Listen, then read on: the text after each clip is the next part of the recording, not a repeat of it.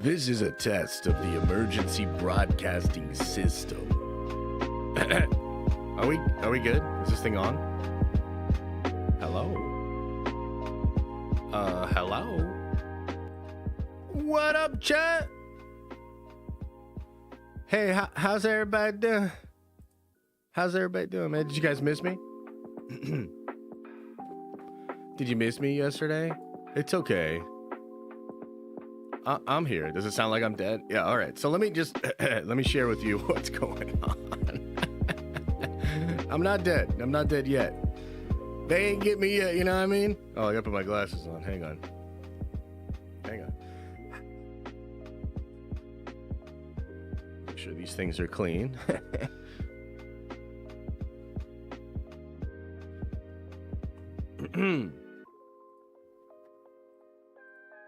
All right. Okay, so a couple of things going on. First of all, yeah. Should probably get the haircut. Whatever. Okay, whatever. What of it? The other thing that's going on is maybe you can tell by the sound of my voice, but I'm sick, man. I'm sick. Here's the thing, though. We're going to be able to stream today. Probably going to have a little bit of a shorter one. But I do have topics. I have topics. I'm actually excited to get into this with you guys. So we'll see how... Stop me if you've heard this one before, but we'll see what kind of mileage we can get out of my throat today.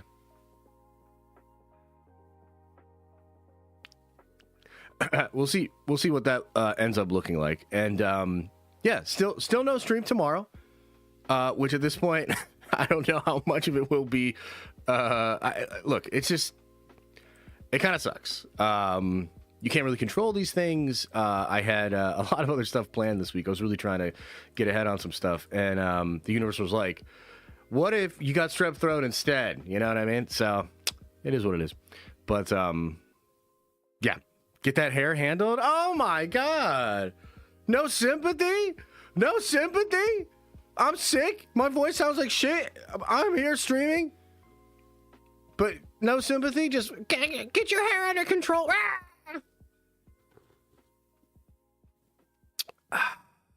You def said that quote colloquially before. I don't know what you mean by that. Take antibiotics and you should be good. Yeah. I'm actually, what's funny is I'm actually feeling better. I know that sucks, but, or I might not, it doesn't suck. It probably just seems weird. But have you guys ever had that thing where you'll feel a little bit better, but then you kind of sound worse? You know what I mean? Like you kind of sound worse. I don't know if you all have that. But yeah, I sound a little bit worse. I'm a lot more congested today. I'm sneezing a lot more, blowing my nose a lot more, but I am actually on the other side of this thing. I am actually feeling a lot better. But for today, we're just gonna do our thing. We're gonna keep it kind of chill. I'll stream tonight as well, guys, but tonight will probably be a short one as well for the members, but I've missed like 2 member streams in a row, so I feel really bad. So we'll stream tonight. But yeah, I probably shouldn't stream for a shit ton today, man. We got to think of the throat. You know what I mean? Think of the throat. And let's see here. We had a very generous $20 super chat. Holy, let me sip some coffee. The coffee feels good on my throat, man. Morning, Josh. If you are still looking for a good game to play, try Claire Obscure 33. It came out a couple of months ago, and it's a masterpiece of a game I think you would like a lot. I've heard great things about it. So correct me if I'm wrong, but it's a little bit like... And actually, hang on. Let me see something here. Yeah. We're good. Pull that back just a little bit. I believe that game is a little bit like a turn-based version of... like a Souls game a little bit. So it's a little bit like a combo of... turn-based Final Fantasy maybe, and some of the fun of like the Souls games. That's what I heard. But yeah. People are pretty hyped on it, huh? That's chill. By the way, I'll try to have the haircut by Friday. I know it's a little much, okay? Are you guys, can you really not handle it? On a scale from 1 to 10, how bad is the hair? Let's just rip the fucking Band-Aid off. And by the way, I don't have to tell you this because you're chat, but you could just let me know for real. How rough is the hair? You look cool. Oh, thanks, Vince. 30? This man said 30. BP Kinraid says, love you, Josh, about those Doomsday leaks last week. What happened to the Russos saying they only came back because they have a crazy idea for the Emperor? Hey, appreciate it, brother. Thank you so much for the Emperor, indeed. And I think that's a great question. So the title's a little bit of clickbait, but it's not like 100% clickbait, because what you're asking right there actually is kind of at the core of what I've been thinking a lot about over the past couple of days, and basically since that leak came out.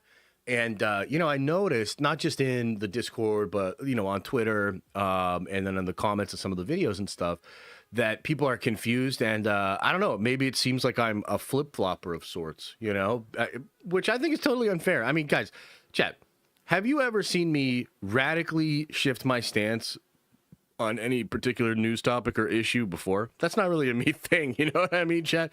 But I do think there's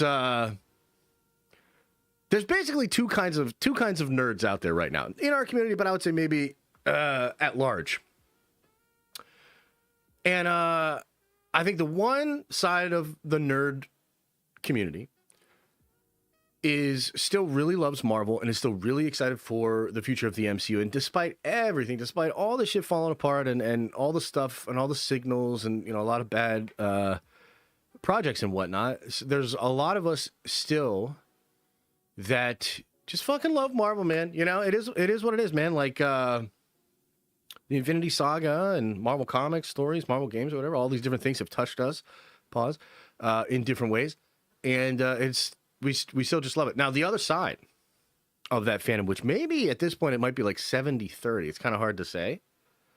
But 70, I would say like maybe 50 to 70% of the nerd community is really mad at Marvel and is actually really mad at anybody that is trying to support or be positive to Marvel right now. I actually think that is what is going on, and I'm going to go somewhere else with this too, but what do you think, guys? Do you think I'm crazy, or do you think that's accurate?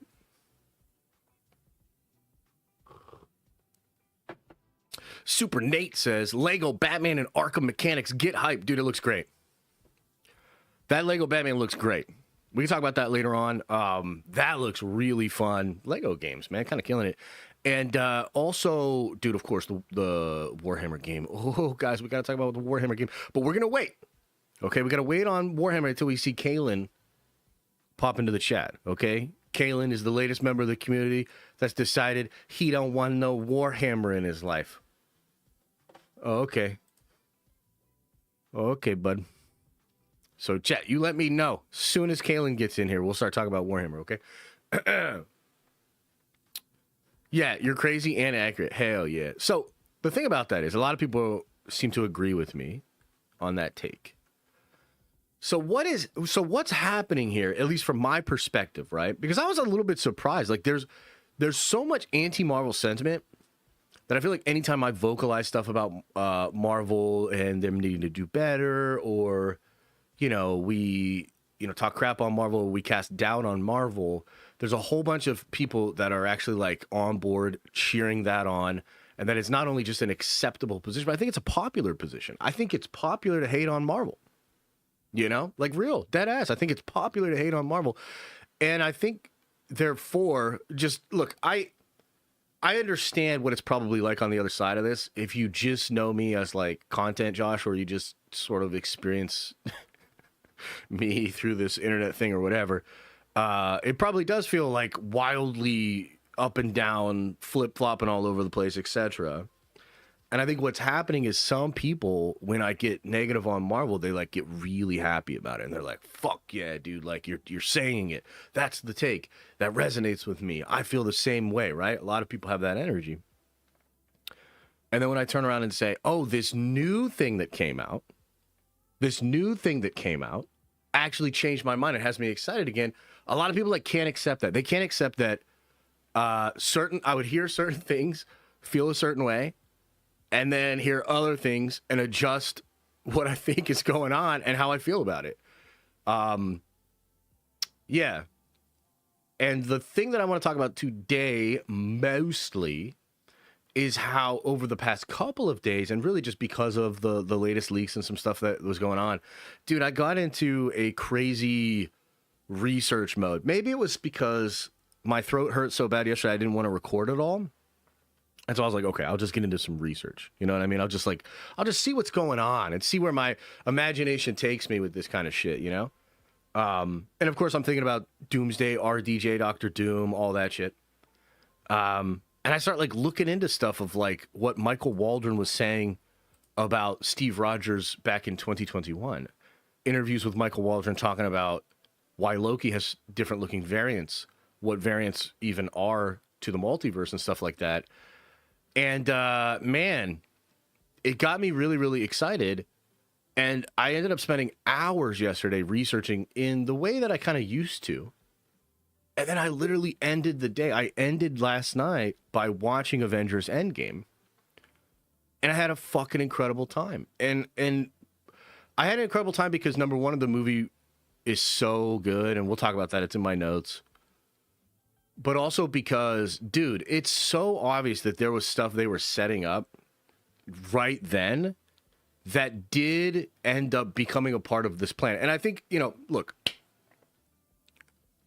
all of this to me is fine and all of this makes sense. And even the reaction from like people online makes sense to me. I totally get it. I have empathy for everybody in the whole thing, but it's like this.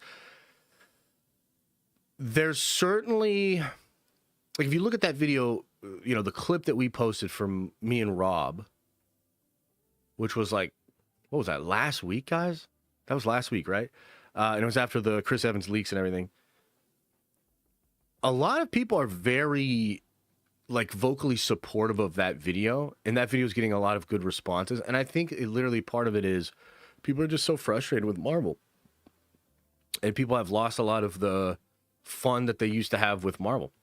And that's fine, and I totally get it. And dude, I have too. I have too, to a large degree. But there was something we talked about last week, and there was this sort of attitude that Rob and I had, and there was a take that I had that is just incorrect. And so I want to kind of like correct the record for those of you that are willing to listen and understand what I'm saying. Number one, because I think it's important to be accurate and fair. You know, that's just like one of my things, man. It's one of my things. I just try to be as accurate and fair as possible. And that includes correcting the record when you get something wrong. But number two, because that 30% of you out there that still absolutely loves the MCU, that's maybe even a little bit down about how negative I've been on the MCU, that 30% of you, you deserve to know that you're not necessarily wrong. And that I do think a lot of this has been planned. And I think there's going to be a lot of interesting payoffs. And bottom line for me is like, I have found a way back to hope. And you could call it copium. You know what I mean? Like, you could absolutely call it copium. And look, there's a bunch of like, I get it, but there's a bunch of like stupid internet brained, you know, I want attention motherfuckers out there that are that just, you know, can't handle this and want to, you know, rail against it in your little Reddit way. And I totally get that, and I accept it as well. But the truth is, like, man, I'm just going to do what I do. I'm going to do what I do. I'm going to say what I say, and I'm going to have the takes. And, you know, that just is what it is. So, yeah.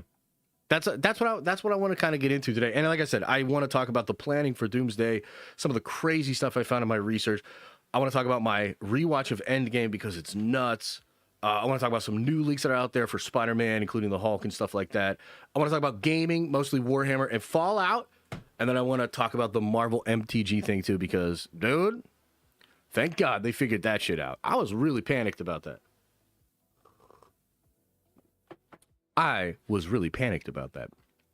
All right, let's see what we got going on here.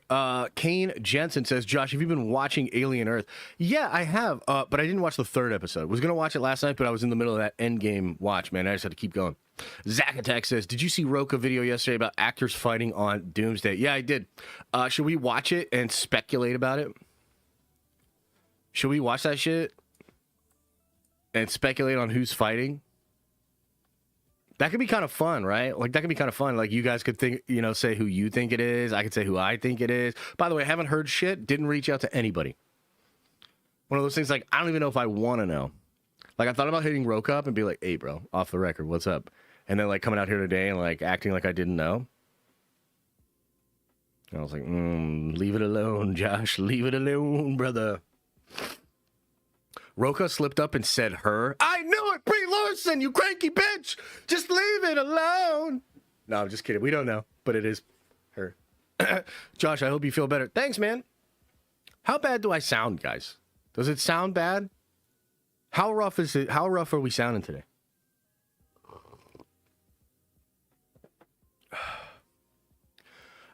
Roka shouted you out yesterday too. I love that guy, man. You know what's funny? I was thinking about this the other day. Maybe that's something to. Maybe that's something you guys wouldn't want to hear. I'll say it like this. I don't know, man. I've been thinking about just all the people that are making content. And hey, if you're out there making content, making a splash, you know, making a few shekels, getting your name out there, if you can exist in this space, I respect you. You know what I mean? I have a lot of respect. I know what the job is. And so I have a lot of respect for these people. Like, I have an incredible amount of respect for, you know, Roka, Harloff. I mean, dude, Harloff is what he's been building, what he's been doing is so cool. Campia, of course. I mean, one of the OGs, and then to leave Collider and build what he built with the Campia show is brilliant. Of course, I love Paul. I love Rob. And it's one of those things where, like, everybody that can get views, because it's weird, because, like, getting views is tough, man. Like, have you guys ever tried to do YouTube? Like, have any of you tried to get views? Maybe some of you have gotten views, you know? But I would say getting views and getting consistent views is actually tough, dude. It's actually, like, really tough. And on top of that, if you actually get to the point where you make YouTube your living, like your primary source of income, oh, man, that's really weird. And it comes with all sorts of crazy weird shit, bro. You know what I mean? Like, it really does. So, you know, look, do I agree with everything John says? No, but, like, who does agree with everything everybody says? I think John's a good dude. And I know he works hard and he's doing what he can for his and, you know, himself and his family and everything. So it's cool. Harloff crusher on the UAP channel. Oh, yeah? That's cool, man. I have not seen that. I mean, I know he was doing that or whatever. I don't know. I've been a little checked out on that. 3 months in the best community. Heart Nerd Vengers. Nerd Vengers for Light. Warhammer is the future. Hey, I like this guy. MCU and X-Men are cooked. Lego Batman confirmed. We back. You know, I don't know about that middle one, but yeah. Almost 100K. Whoa. I've been asking for an OnlyFans for years. Keep on asking, man. Maybe someday. I love Marvel, but I don't think Doomsday will resonate with the normies. Just like F4 Thunderbolts underperformed, Doomsday might end up doing around 700, 800 million, maybe 900. That's a fair take, man. I don't blame anybody for feeling that way. I don't know, man. At the end of the day, this job's kind of a weird one, right? You know, we get out here and, like, we talk about things, we cover news, and there's value in that of, like, knowing what's going on. I try to be accurate or whatever. There's an entertainment factor as well. There's, like, a community narrative factor to being a streamer and being a content creator that I think a lot of people underestimate. And, like, you know, going through this time period leading into these movies and, you know, the state of Marvel and the fall off and everything, it is a part of the narrative. It's like an ongoing arc on a sitcom or whatever, right? So, like, anytime I get out here and I talk about Marvel, it's like we're still in that arc. You know what I mean? So this was like I don't even know, like some kind of soap opera or whatever, right? The ongoing arc would be the fall off of the MCU, and will it ever get back to that? And we've been in this arc for a while, and I think sometimes I can just get a little bit exhausted by it, and I can also, you know, ebb and flow on how I personally feel about it.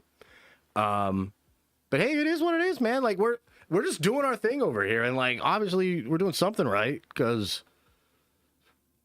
You know. Way of Metal. Welcome to the Nerd Vengers.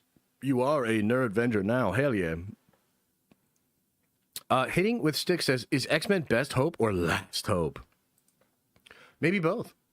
Maybe it's both. Maybe it's the best and last hope for Marvel. Although I gotta tell you, I really do have to tell you, after what, and maybe it's a confirmation bias, maybe it's a recency bias, but after watching Endgame last night, I mean, I'm just going to be honest with you guys. I think just one trailer for Doomsday done maybe the right way that gets motherfuckers to think about those characters in those moments. I think you're back. Now, can you sustain moving past that into the next one? Like the thing that I keep thinking of Avatar 2. Hey, it's time for Warhammer. Caleb, what's up, brother? I'm so glad you're here because I've been itching to talk about Warhammer, man.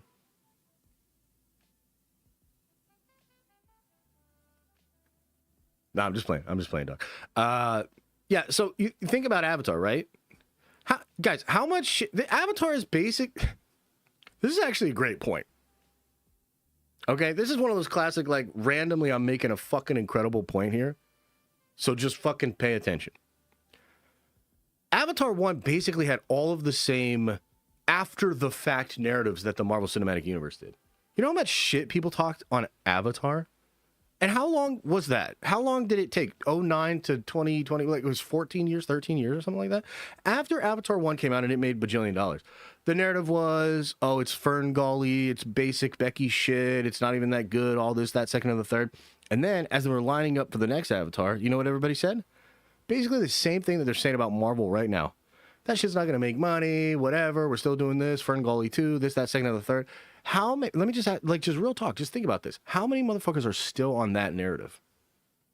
How many people, as we talk about Avatar, as we talk about the next Avatar, how many people are still calling it Fern Gully, saying it'll never perform and all that sort of stuff? Like, nobody. And the reason is because the second one fucking won, and it won big, dude. It's pretty much undeniable.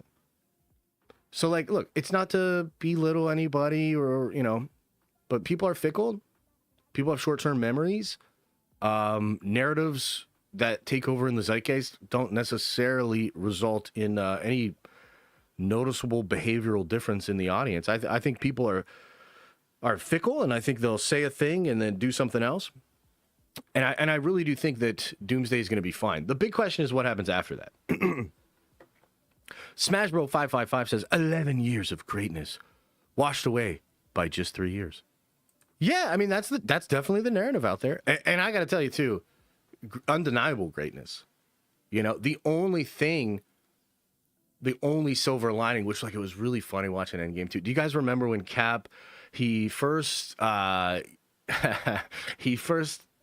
confronts Natalie in the Avengers base after the blip, and he talks about seeing some whales in the bay on the way over, and how, like, you know, after the 5 years, less pollution, all this stuff, like the whales are, and she's like, if you're about to try to tell me a silver lining of all this, I'm gonna hit you in the head with a peanut butter sandwich. I don't know, it's just kind of funny, but yeah, the silver lining of the MCU fall off is that it has really solidified the greatness of the Infinity Saga. It's pretty much undeniable in all of the narratives how great that was, which is crazy because it wasn't even undeniable at the time. I mean, I think within that last 2 or 3 years leading up to Infinity War and Endgame, that narrative changed. But I mean, I'm old enough to remember going through it all and having a lot of latecomers to the game, a lot of people talking shit on Marvel. Guys, I'm old enough to remember all the anti-woke channels and grifter channels trying to be anti-Marvel before it could work. Like, Star Wars got that fast. Brie Larson was a little in on that. But other than that, man, like, people were trying to, like, grift off Marvel in a negative way, and it literally wouldn't work because it was so good. So many people loved it. So, yeah, I understand it. I understand the narratives and all of that. And we'll see. Because here's the other thing. Like, there's no telling what's going to happen. Like, it could be us, you know?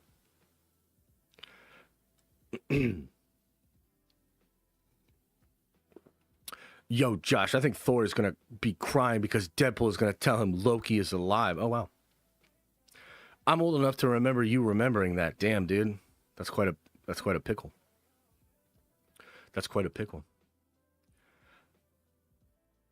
I remember back in the 70s when people are hating on RDJ as Iron Man. Yeah, and I remember in the 70s when Star Wars was still relevant and good, Ben.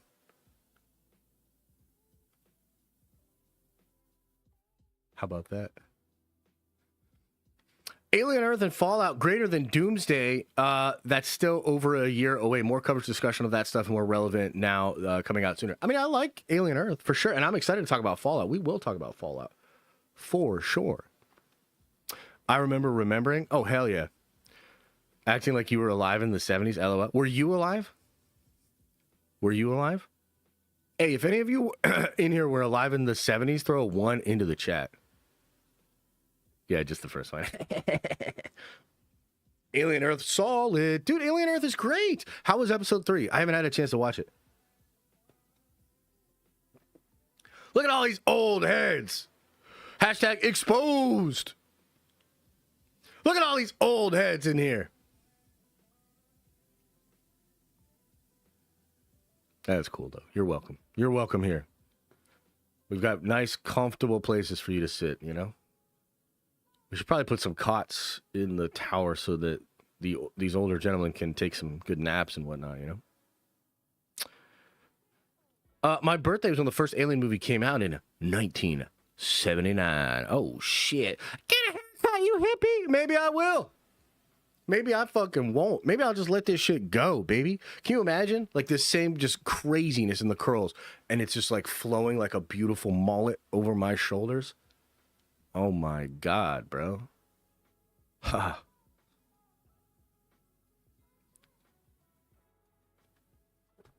Topps Chrome Star Wars release day. Let's fucking go. I don't know what that is. It sounds cool. Sounds cool. Let's get some life alert on deck. Yeah, we probably should. We probably should for Trev at least. Siestas, Adam. Yeah, siestas. Siestas are cool. Why don't we ever have siestas in America? Siestas in America is a great idea. Sanguineous Fade, let's go. Hell yeah, dude. Hell yeah. No, that would be actually kind of tough. Like having a big old curly mullet just draping over my back all the way down to my ass cheeks. That's kind of tough. Because you must work till you die. Oh, right. Yeah, I forgot about that, yeah. Josh ignored my super chat. No, I didn't. I'll look at right here. Did you see Schneider go nuclear on James Gunn? Yeah, that was like last week or something, wasn't it? Yeah, I saw it. I synced it, yeah. We are all wage slaves. Yeah, I mean, it does kind of seem that way, yeah. It's called a nap. Hell yeah.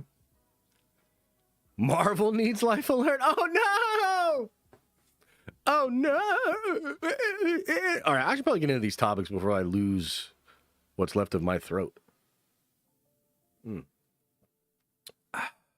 Hot take, Love and Thunder was the gateway for MCU.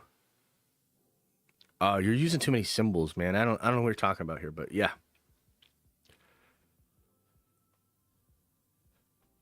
R.I.P. Jessica? Yeah, I know, right? It's too bad. Okay, should we get into it? Let's just get into it, man.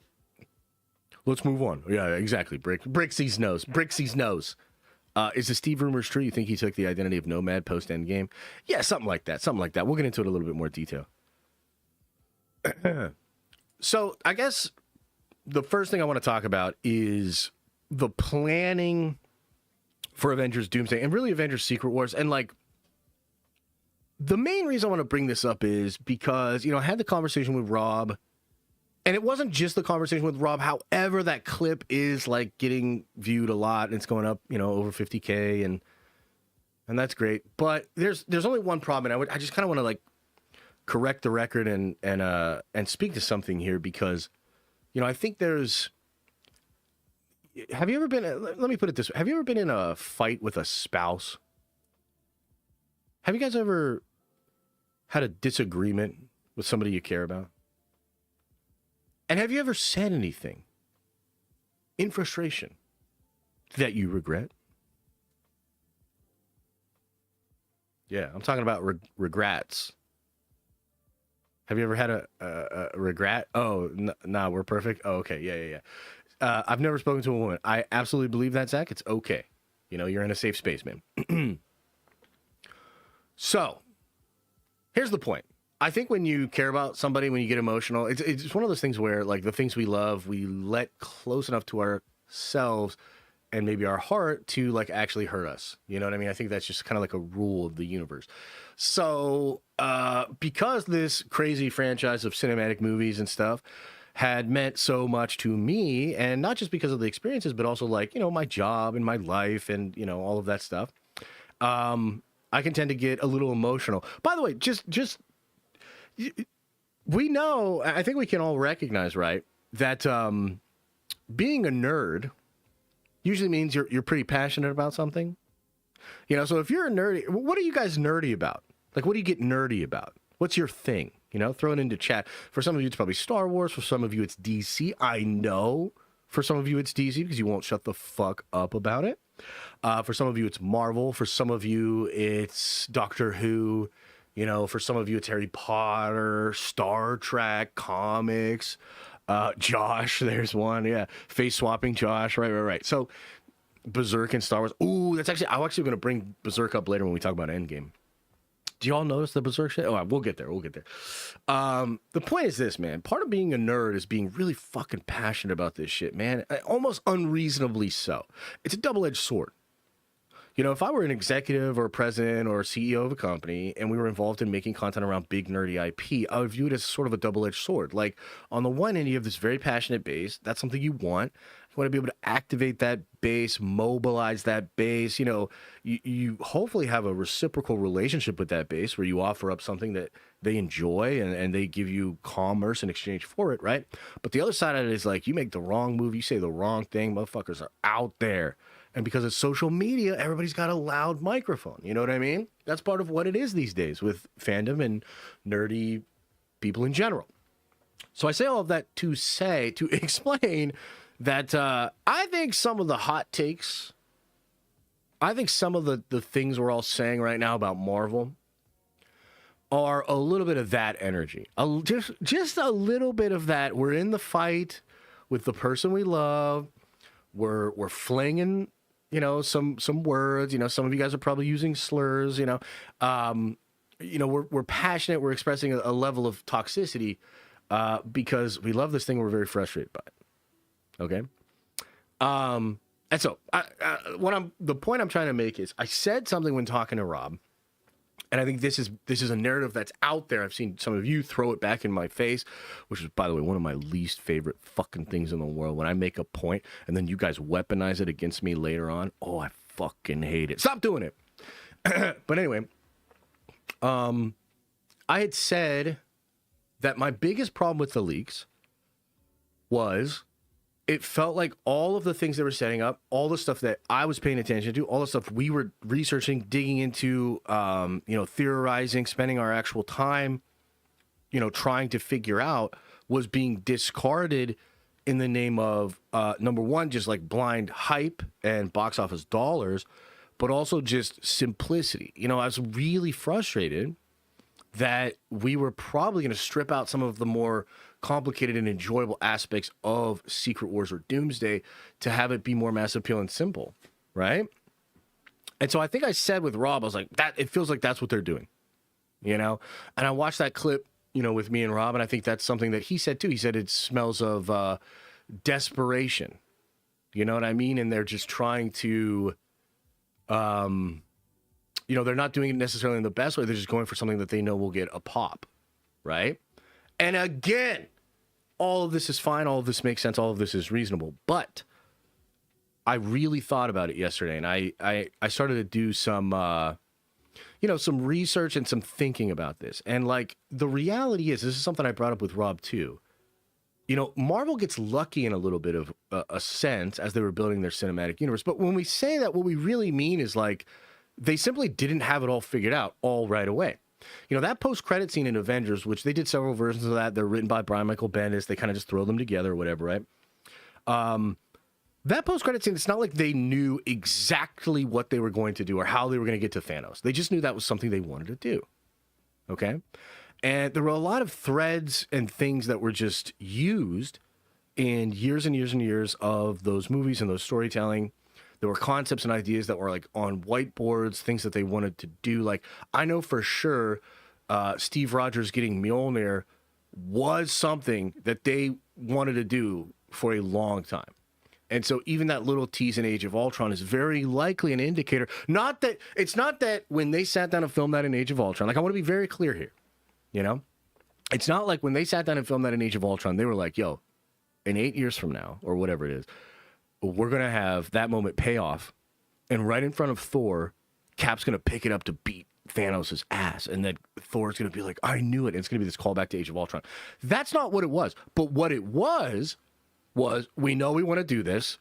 We're going to set this thread up here. And then we're going to allow other writers and collaborators to take that and form it for something down the line. And by the way, that's how all the goodness for the Infinity Saga was created. You know, I just watched Endgame last night, and holy shit, dude, there's so many crazy fun callbacks there. You know, the Hail Hydra thing with Cap, the way he goes in the elevator, and it's like a really interesting callback. Cap fighting against Cap and then using the Bucky thing. Like, there's just so much, like the on your left moment at the very end of it. There's so much that's paid off, you know what I mean? And I think we got to get rid of this idea that not having something completely figured out is the same thing as like having zero plan. Like even Gunn himself recently said, I don't know if Green Arrow is in the DCU. I haven't really thought about it. I don't know if you guys caught that, but that was like a comment he made, right? And that's like totally fair. You know what I mean? I don't think it necessarily hurts the canon that he hasn't thought about fucking, you know, Green Arrow yet. But I think eventually he probably should and figure out a cool way to do it. And then at that point, when it's done, when it's paid off, then it's like good. But that's just how collaborative storytelling goes. That's how comics have operated since Kirby and Stan Lee, right? So like right now, there's a narrative out there, and I've played a role in spreading this narrative. I think the Scooper's playing a big role in spreading this narrative. Like Shine, even yesterday, as I was talking about this, she felt so compelled to chime in on my post and say that they did not have this plan. As I was sharing stuff that I was researching yesterday, they did not have this plan for Avengers Endgame. But like, that's so disingenuous. She knows what Parliament is. She knows how Marvel worked. Brother, they never always had it figured out. It was always thread, setup, payoff. And it worked, and then it didn't work. The question is, will it work again? And I think you got the best dudes, the dudes that did it the best, that are going to try to make it work again. Now, that's like sort of just like the sort of broad strokes, but let's get specific about this because, dude, some of the stuff I found yesterday, to me, was really, really interesting. You know, it was really, really interesting. I don't know if you'll find it interesting, but I know that I found it interesting. Okay, so what am I talking about? Well, most of this all has to do with Steve Rogers, right? And like, you know, look, I thought maybe Steve being on the platform, like even from back then in 2019, I think I said to you guys immediately after I watched that movie, Steve did not get out of that clean. That's going to be leading into Secret Wars. Like to me, it was so obvious. Steve with Mjolnir and a thing of Infinity Stones getting on a time platform and then he doesn't show back up, blows past his scheduled time. Like to me, that was always going to be a huge thing in Secret Wars. Okay? But over the past couple of years, especially as I started to focus more on Doctor Doom and stuff like that, I just thought of other ways this could pay off and build for Doom specifically. And, you know, yesterday I'm sitting down and I'm like, okay, let's go back and try to figure out if there's any evidence that Marvel themselves was cooking something with Steve Rogers. And I found some really interesting quotes from Michael Waldron. Now, you got to remember, Michael Waldron gets hired to do Loki. Okay. And, you know, it's another one of those things where there's a lot of recency bias. And I think people just like, there's just a lot of like silly info out there. And I think people are misremembering stuff. But like Michael Waldron was that fucking guy. He gets brought onto Loki. He's so good on Loki. He gets put on Doctor Strange 2. He's so good on Doctor Strange 2. Feige makes him the writer of his Star Wars movie. Now, a lot of shit happens and things go off the rails. And I think Waldron, by the way, is still working on Secret Wars, probably helping with Doomsday as well at this point. But especially back in 2020, 2021, Michael Waldron was like the man. Okay?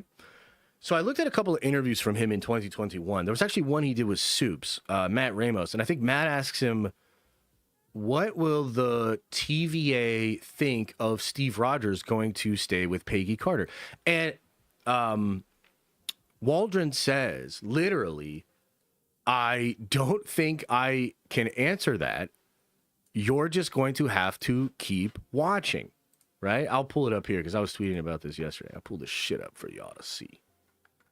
He literally said, yeah, here. I'll pull this up. He says, I don't think I can answer that. I think maybe just keep watching. Okay. Now I watched another interview with Hector Navarro. Really interesting interview. This was actually before the finale of Loki. And if you'll recall, guys, Kang was announced as the villain of Quantumania before we even knew he would pop up in Loki season 1. But in this interview, Michael Waldron is directly asked whether Steve got with Peggy in the sacred timeline or if he went and created another timeline. Michael does all this weird stuff. Like there's all this weird body language, just like covering himself up and like trying to think about how to answer it. And then he says, that's a really interesting question. I think I would love to see the answer of that. And even Hector in the moment like called him out and was like, okay, very diplomatic answer. Totally understand it. And there's like just comment on and on and on. And one of the other things I found that was quite interesting was Waldron and the Loki writing room got to watch a pre-viz cut of Avengers Endgame before they started creating that show. Or maybe it was like while they were creating it.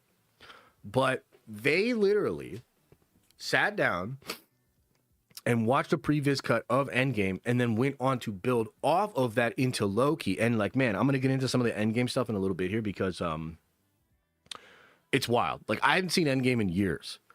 I went back and watched it. Brother, there's so much shit in Endgame that's like, oh, they are obviously setting up this multiverse thing and all of that. Like Steve talking about trimming branches when he gets on the time platform, like all sorts of stuff. We'll get into that more in a little bit here. But the reality is, if you look at the comments made by Waldron and you look at like what were the most important projects and the things that they were cooking in Marvel, because I would argue there were some projects like your Multiverse of Madness, your Loki, and then your No Way Home that were clearly more straight narrative of the Multiverse Saga. And then there were other movies that were like, introducing new characters, blah, blah, blah, blah, blah. Right? The point is this. Given everything I know about Marvel, and I know a lot, there is no way that Marvel did not have Steve Rogers and Peggy Carter is a huge plot point for Secret Wars on a whiteboard, not only when they created Endgame, but when they created Loki, and for years and years and years. But I want to be clear about this. That does not mean they knew how they were going to do it. Okay? One of the things that the Russos have kind of admitted in the last couple of, I don't know, maybe months, maybe the last year, is they admitted that over 2 years ago, Kevin Feige tried to pitch them on RDJ as Doctor Doom. Now, Kevin has his own ideas for thinking this is cool, but Kevin is mostly thinking in terms of a producer. He's a producer. So he's thinking the biggest star of our old shit is going to come be this iconic villain, and I think I have a couple of interesting ways that could work. I would argue that Kevin is also thinking in terms of the meta commentary. He loves this meta shit, so the fact that Feige almost hired RDJ as Doctor Doom first because he went out for Doom in the original Chris Evans Fantastic Four. RDJ was out for the role of Doom first, which I've talked about before, but there's, even Jon Favreau in the last couple of years has talked about that. So Kevin wanted RDJ as Doom, but Kevin didn't know how that would work in a story-wise. That's why he relies on people like Waldron or McFeely or whatever, right? It's like, hey, I have this idea. My producer brain says this would pop. And he's not fucking wrong, because it did pop, obviously. What the Russos had said was that they liked the idea, but they couldn't find a story way to get there. Okay? But then they said McFeely has this activating idea, and he's all of a sudden it all cracks, it all makes sense, and that's how they're going to do the Doom story. It's probably how they're going to do the Steve Rogers story. Okay, so that's really what it is. And maybe this is an unsexy thing to talk about. Maybe it's too nuanced. Maybe it's not clickbaity enough or whatever. But that's the reality. So like people try to tell you like they had no plan, they had no idea what they're doing, and they've changed everything. Wrong. People try to tell you that, oh, they knew exactly what it was. This is all just according to this perfect plan. Right and wrong. Because it's always jazz with them. It's always jazz. It's always like, hey, this would be cool. Like the way that they had Steve Rogers picks up Mjolnir on a whiteboard in 2005. Or no, when was Age of Ultron? 2014 or something? The way they have this, and then they allow writers to figure out how to make that work. right? So the reality is this, man. The more I think about it, it was obviously always going to be Tony and Steve again. Obviously. Okay? Let me ask you this, chat. I know a lot of you probably remember me saying this, okay, because I was very vocal about this. After Avengers Endgame, I said it was going to be Secret Wars, and I said that there's no way they got out of that clean and they were going to do Secret Wars next. To me, it was obvious. To many of you, it was probably obvious. So the question is, how many of you thought Secret Wars would be next? Seriously. Like, how many of you thought Secret Wars would be the next thing? I think a lot of us did.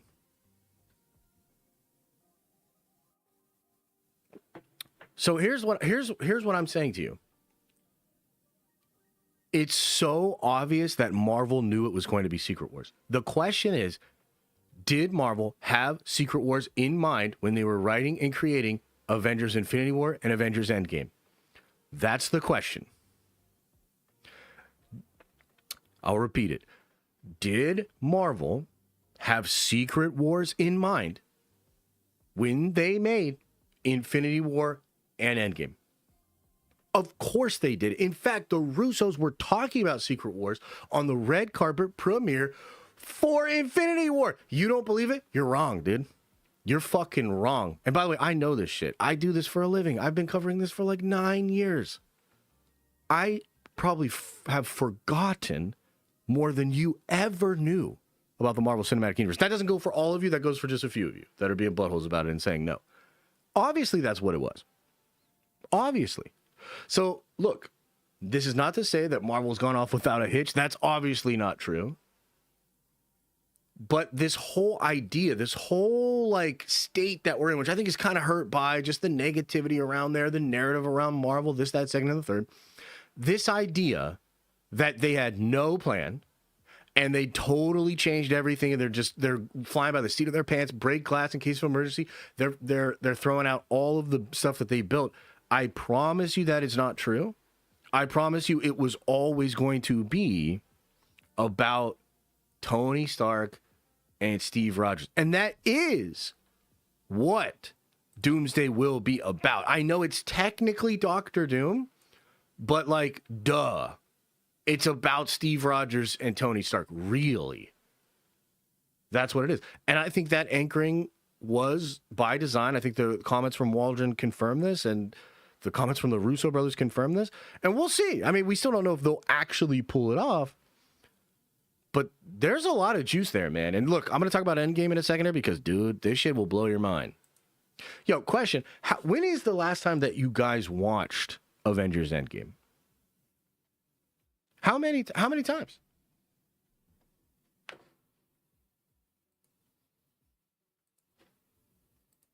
Will it work? I guess we're going to see. What if old Steve saying at the end of Endgame that he can't talk about his past is because he recalls everything in Doomsday Secret Wars? Oh, bro, trust me. We're going to get into it. We're going to cook. By the way, Seattle KO, you've been banned forever. I just want you to know that.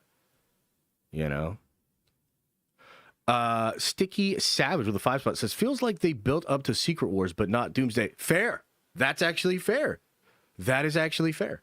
But those threads were still there. You know what I mean? So the cooking the building is still there.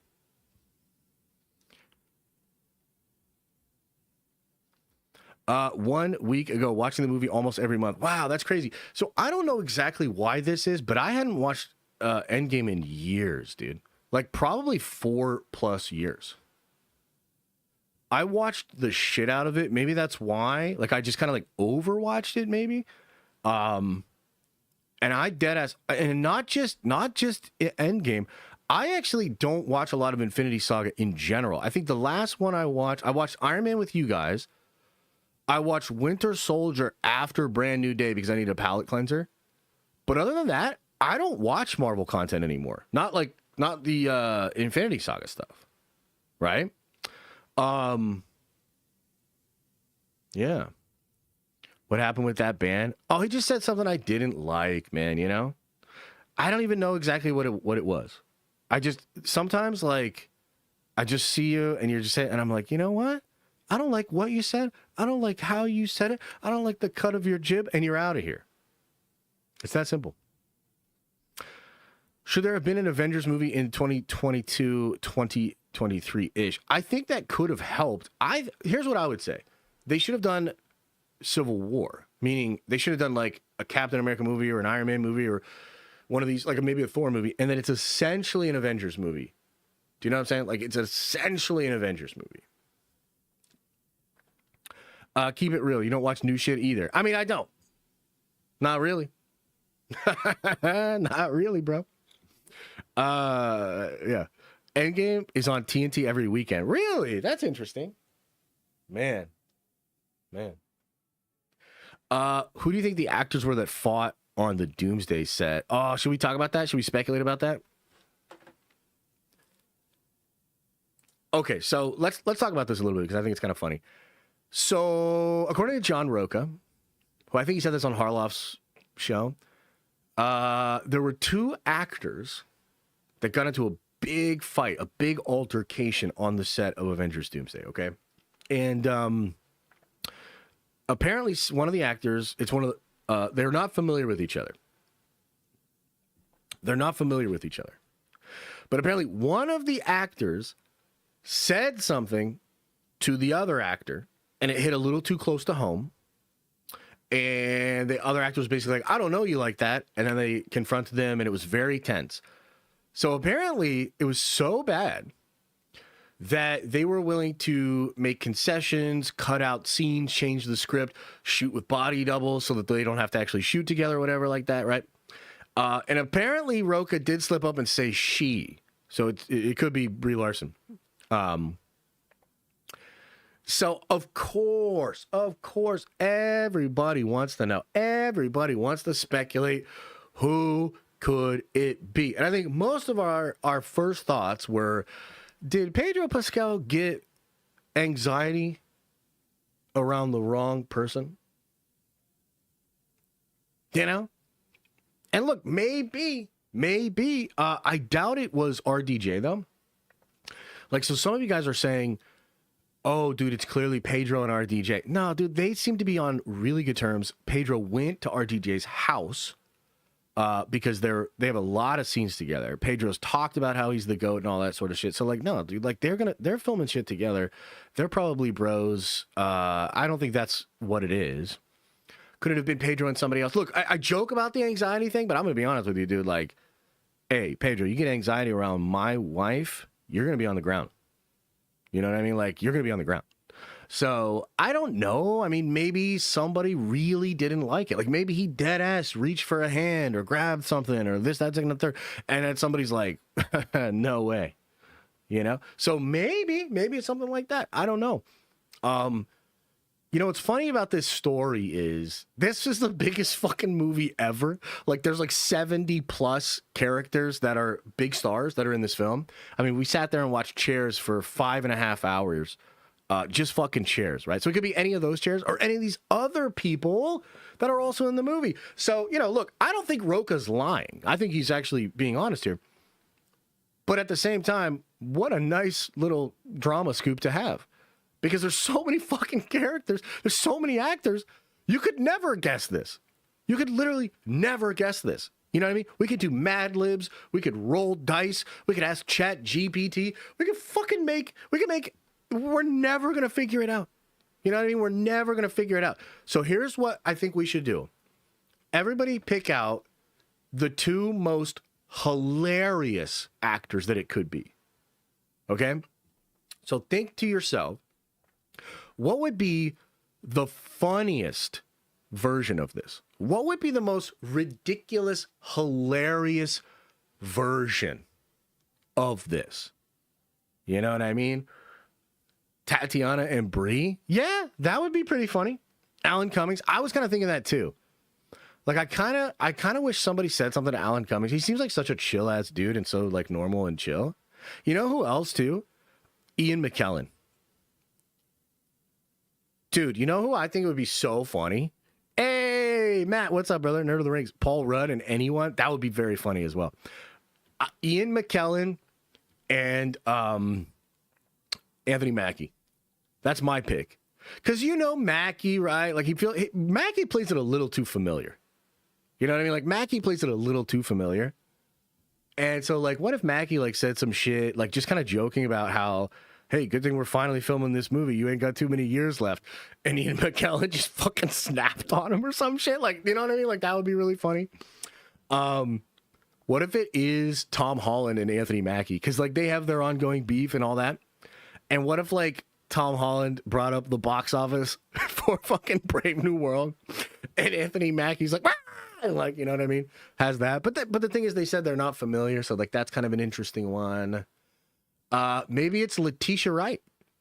Maybe somebody made a comment about the jab, and Letitia gave him a couple jabs of her own. You know, whoop-bap, whoop-bap, you know, a couple straights. I don't know. I mean, it could be. It could be anybody. Do you guys have any other good picks? Any other good picks? Ah, yes, Ryan Reynolds. I thought about Ryan Reynolds too.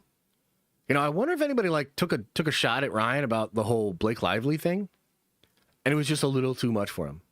You know what I mean? Like he's just like chilling and whatever, and somebody makes like an offhanded comment about Justin Baldoni. And then fucking Ryan Reynolds was like, yeah, and like loses his mind. That would be kind of funny. Simu. I mean, I guess it could be Simu. I don't know. Like on the one hand, I feel like Simu is really chill.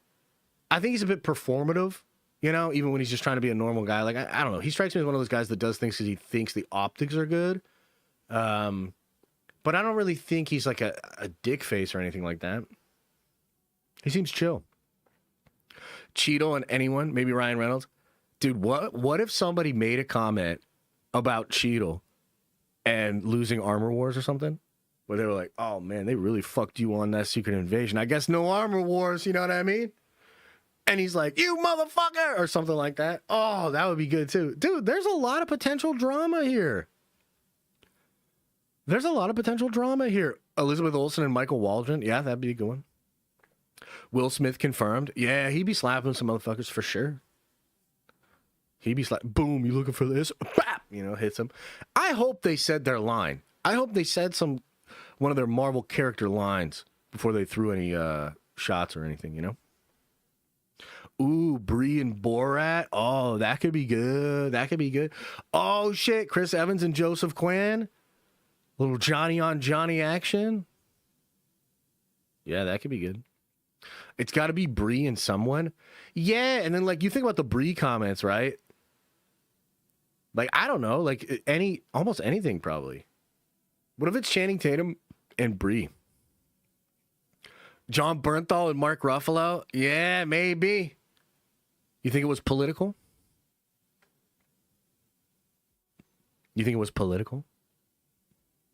Somebody says something about Bernthal saying this, that, second, and third. Somebody says something about Chris Pratt. Oh, look, it's Chris Fascist Pratt or something like that. He's like, hey! No, you know, honestly, Pratt seems like he would just let it go. You know, he seems like he'd be pretty chill about it. Plus, he's got to be used to that shit by now. Velvet Starling says, Simu called out Wasp on X about Vaccine Canada promotion. Oh, dude, maybe that's what it is. Hey, I'm going to be honest with you, too, and I have nothing against Simu or whatever, but Evangeline Lilly probably beat his Lily ass. You know what I mean? He strikes me as, like, super pussy. You know, not to be rude or whatever. But, dude, I bet Evangeline Lilly could physically take him. Like, she seems strong. Yeah. Doubt it? Dude, I think so. Plus, she feels like that kind of chick that, like, trains jujitsu or whatever. I bet Simu said some, like, wild-ass shit like that, and then she put him in a leg lock or something. Yeah, not to be rude, but, like, he's soft, man. You know what I mean, Ross? Like, he just has that look. You know? That's low-key. That's why China didn't like that movie. You know what I'm saying? She did Taekwondo. Get the fuck out of here. Taekwondo? Simu can do martial arts, so hell nah. Psh, no way, dude. Simu can wave his hands around. Simu can do well choreographed dancing. You know? He got a smackable face, I agree. Oh, hell yeah. As an authority on a smackable face. You know, I think I have somewhat of an authority on this issue.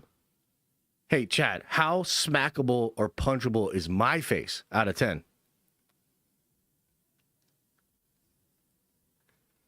Yeah, it's pretty good, huh? Hey, we all have our talents. You know what I mean? We all have our talents. But yeah, Simu, I mean, I like the guy and I want to hit him. You know what I mean? So, damn, look at these numbers. Now, these are the best numbers I've had in a while. Woo! Hell yeah. Dune wants to punch it for sure. Oh, Gun. You think so? I'd let him take a crack. I'd go crack for crack with Gun. I'd be like, all right, you go first. Hit me right here. Or wherever you want. And then I get to go.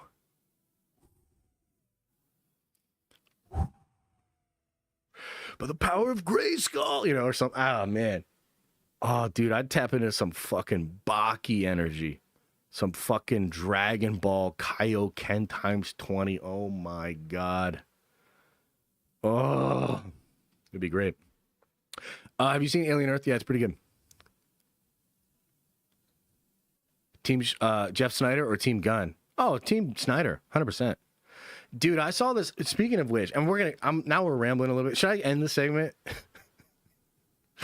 Oh man. So I saw a thing on Reddit today. I was this close. I feel like I was this close to getting myself in trouble.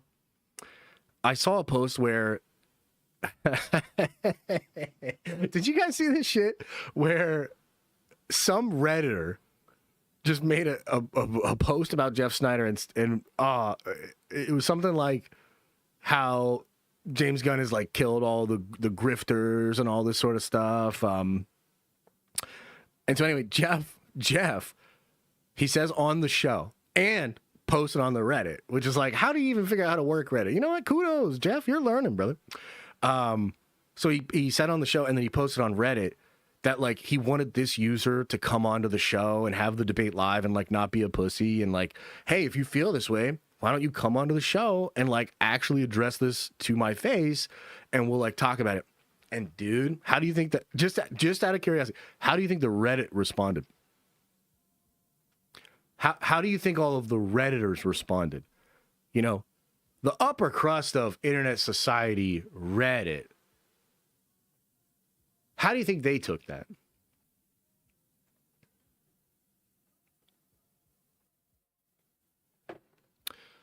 They locked the thread. They banned him from ever being a source on the thread. And I was just like, I'm sitting there. I'm looking at this shit. And I had it typed out and everything. I was like, I already knew Reddit was the greatest hive of pussy people that were possible on the internet. And like, I had this whole thing. I was just going to go out. I ended up deleting it. You know, I was like, it's not worth it. It's not worth it. But I actually love that energy from Jeff because he's right, dude. He's right. I'm sorry. Like, Reddit is the stinkiest place, man. It's so gross. I think this dude should go on there. I think this Redditor should go on there.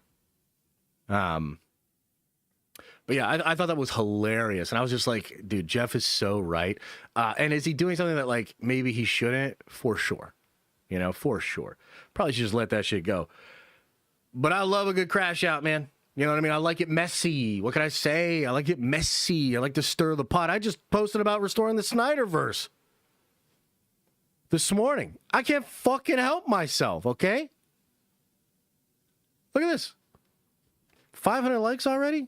Let's fucking go, dude. Hell yeah. I kind of think they should just restore the Snyderverse, to be honest. I win again. What were we talking about? Oh, yeah, the drama. The drama. All right. That's just a little bonus one for you guys there. Reddit is great for non-emotional questions and comments. I get a lot of value out of Reddit, but the chronic online Redditor people, like if you have over 10,000 karma, I don't want to be in the same room as you.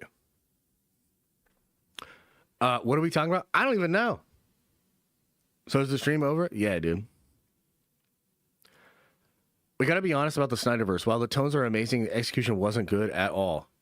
I don't have to be honest about shit. Den of what are we talking about? Exactly. I think they should restore the Snyderverse and make terrible Man of Steel 2. Dude. I mean, Superman didn't even make 670. You know? You mean your opinion. You don't have your own truth. Okay, Brad. You're right. I like your drawing there, Brad. I'm gonna go easy on you, which is probably gonna shock the chat. But I like that little cartooning thing you got going on. Bro, when you're watching Sinners, you promise, then watch Weapons. Jesus! Got a whole goddamn day lined up for me. I don't like scary stuff, man. I'll watch Sinners, though. I will. I don't know about Weapons. Weapons seems pretty wild. Okay, should we, did we talk about Endgame yet? I don't think we did. You all got me distracted with the drama.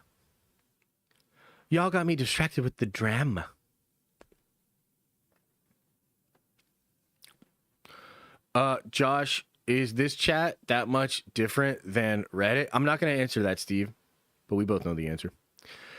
Looking back, did you feel any Doom vibes from Iron Man 1 just rewatch? I did. And we've talked about that before, but yeah, dude, I do get some Dr. Doom vibes there, yeah. Looking back, yeah.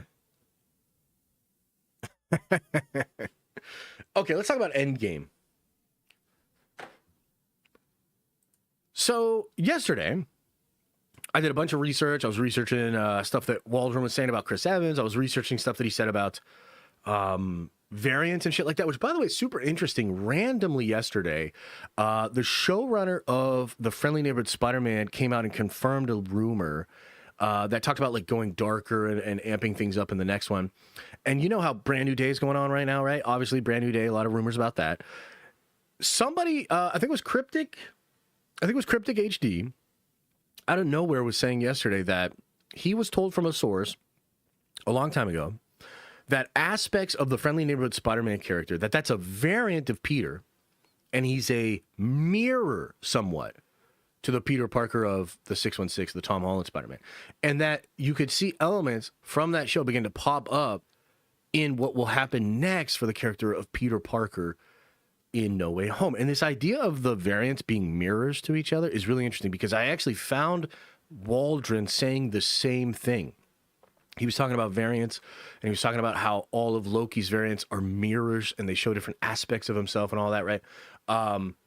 So anyway, I just thought that was kind of interesting. But to take it back to Endgame, right? I hadn't watched it in a long-ass time, like years. 3 years at least, probably 4 years, to be honest. And in the wake of everything we now know about Doomsday, or we think we know about Doomsday with all the leaks and the rumors and all this shit, I sat down and I was like, you know what? I want to see how much of this was set up in Avengers Endgame. How much of it was actually set up? And by the way, before I get into the reveals, because they're really cool, I just want to say, too, that movie's so fucking good, dude.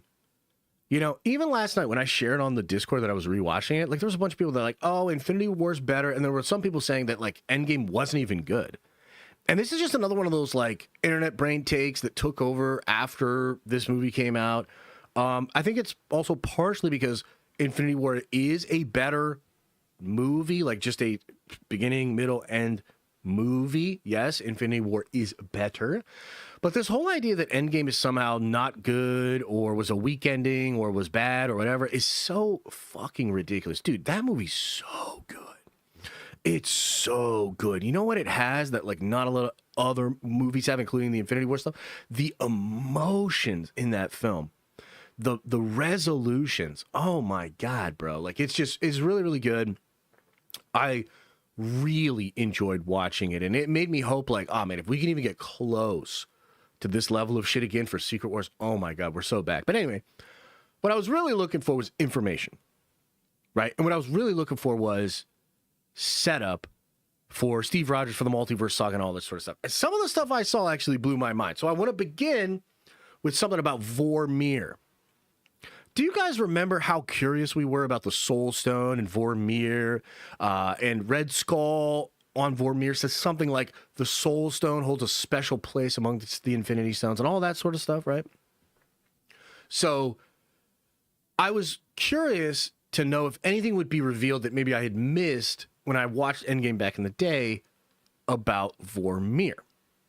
One of the things that she said, one of the things that Nebula said when they were going over the Vormir stuff as they were planning the time heist, she calls it a dominion of death. And at the time, we didn't have death, but now we do. We literally have Aubrey Plaza playing Mistress Death or Death in the MCU, okay? So at the time, maybe that didn't mean shit to me. But now it's like, okay, a dominion of death. Really interesting. She then goes on to say it is located in the heart of celestial existence. That's what she says. She says it is a dominion of death located in the heart of celestial existence. Okay? And I was like, man, what the fuck does that mean? The center of celestial existence. So is this where the World Forge is? Is this where Arisham is? Is there some space where the Celestials come from and Vormir is connected to that? Is Vormir a World Forge? Like, they're all this stuff that I was thinking about, okay? And by the way, too, just because I said I would bring this up earlier, the eclipse is so obviously a Berserk reference. I can't believe I missed this when I watched it back in the day. But, like, so how many of you guys are familiar with Berserk? Either the manga or, like, one of the adaptations, like the animes or the movies. So in Berserk, there's an event known as the eclipse. And the eclipse is something that occurs when one of the main characters, Griffith, ends up sacrificing all of his friends to basically ascend to demonhood. Okay? And it should be so obvious that when the writers of the MCU were coming up with the Soul Stone and the concept of Vormir, that they wanted to tap into that Berserk energy. Now, what's interesting about that is that eclipse is located in a couple of other places. It is in the Soul Stone world, where Thanos sees his daughter in Infinity War after the snap. And there was a scene there with Iron Man that they cut. But it is also seen... Does anybody know where else? Does anybody know where else that eclipse pops up in the MCU? It pops up in Multiverse of Madness. In the world that was destroyed, likely by an incursion, where we find Supreme Strange, you see that same eclipse. Pretty interesting, man. I wonder what they're cooking with that. Was that universe then near Vormir? Does a universe, after it's destroyed and the space between it that connects it to time goes away, does it then just exist more like Vormir or the Soulstone world? Is the eclipse even real? I'm not sure. It could just be like some badass thing that they think is cool. Or there could be more to it. But I think the Vormir thing and the Soulstone is obviously very important. That's what I think. I think Vormir and the Soulstone will still be important in the next part of all of this, okay? So that was the first thing that jumped out to me. There's a lot of other fun stuff with the time travel stuff, but then the next thing that really blew my mind was Thanos at the end of the movie. And I think part of why this didn't like stick out to me right away was because we didn't have the context of the incursions and branch timelines and the TVA and all that sort of stuff. We didn't know any of that shit when we first watched Infinity War. But how many of you guys remember what Thanos is actually trying to do at the end of Endgame? How many of you remember his actual motivations? Because he gives this big speech, he talks about his motivations, he talks about what he wants to do. I think for many of us, we just kind of viewed him through the lens of like, oh, Thanos is just trying to stop the Avengers. And in fact, I remember a lot of people, including myself, were a little disappointed in the characterization of Thanos in Endgame. because he was so much better in Infinity War. And so therefore, I think we kind of look past some of the stuff that he said because we're just like, oh, he's just there to serve a function for the plot and all that. Okay. This is really cool. At least I think it's really cool. You should go watch this for yourself. Thanos says, you should be grateful. But now I realize that anyone who remembers what was will never be able to let it go for the sake of what could be. And Thanos goes on to say that he appreciates the Avengers making him understand this. Now he realizes he must destroy the universe to its last atom. And then he says, I will rebuild a new one. A grateful universe. So Thanos in Endgame literally says, if anybody remembers the way it was, they will not be able to let go of trying to get that back. They will not accept what it now is, and therefore the only way that you can do it is if you destroy the universe and remake it. Now, what I find that's so interesting about that is like, yo, that's basically what the conclusion that Doctor Doom will come to. From what we've heard, from all the rumors that we've heard. That's the same thing that Doctor Doom is going to be doing. That's potentially the same thing that Kang was doing, but here's the thing that's really interesting. With some of the stuff we've recently heard, right?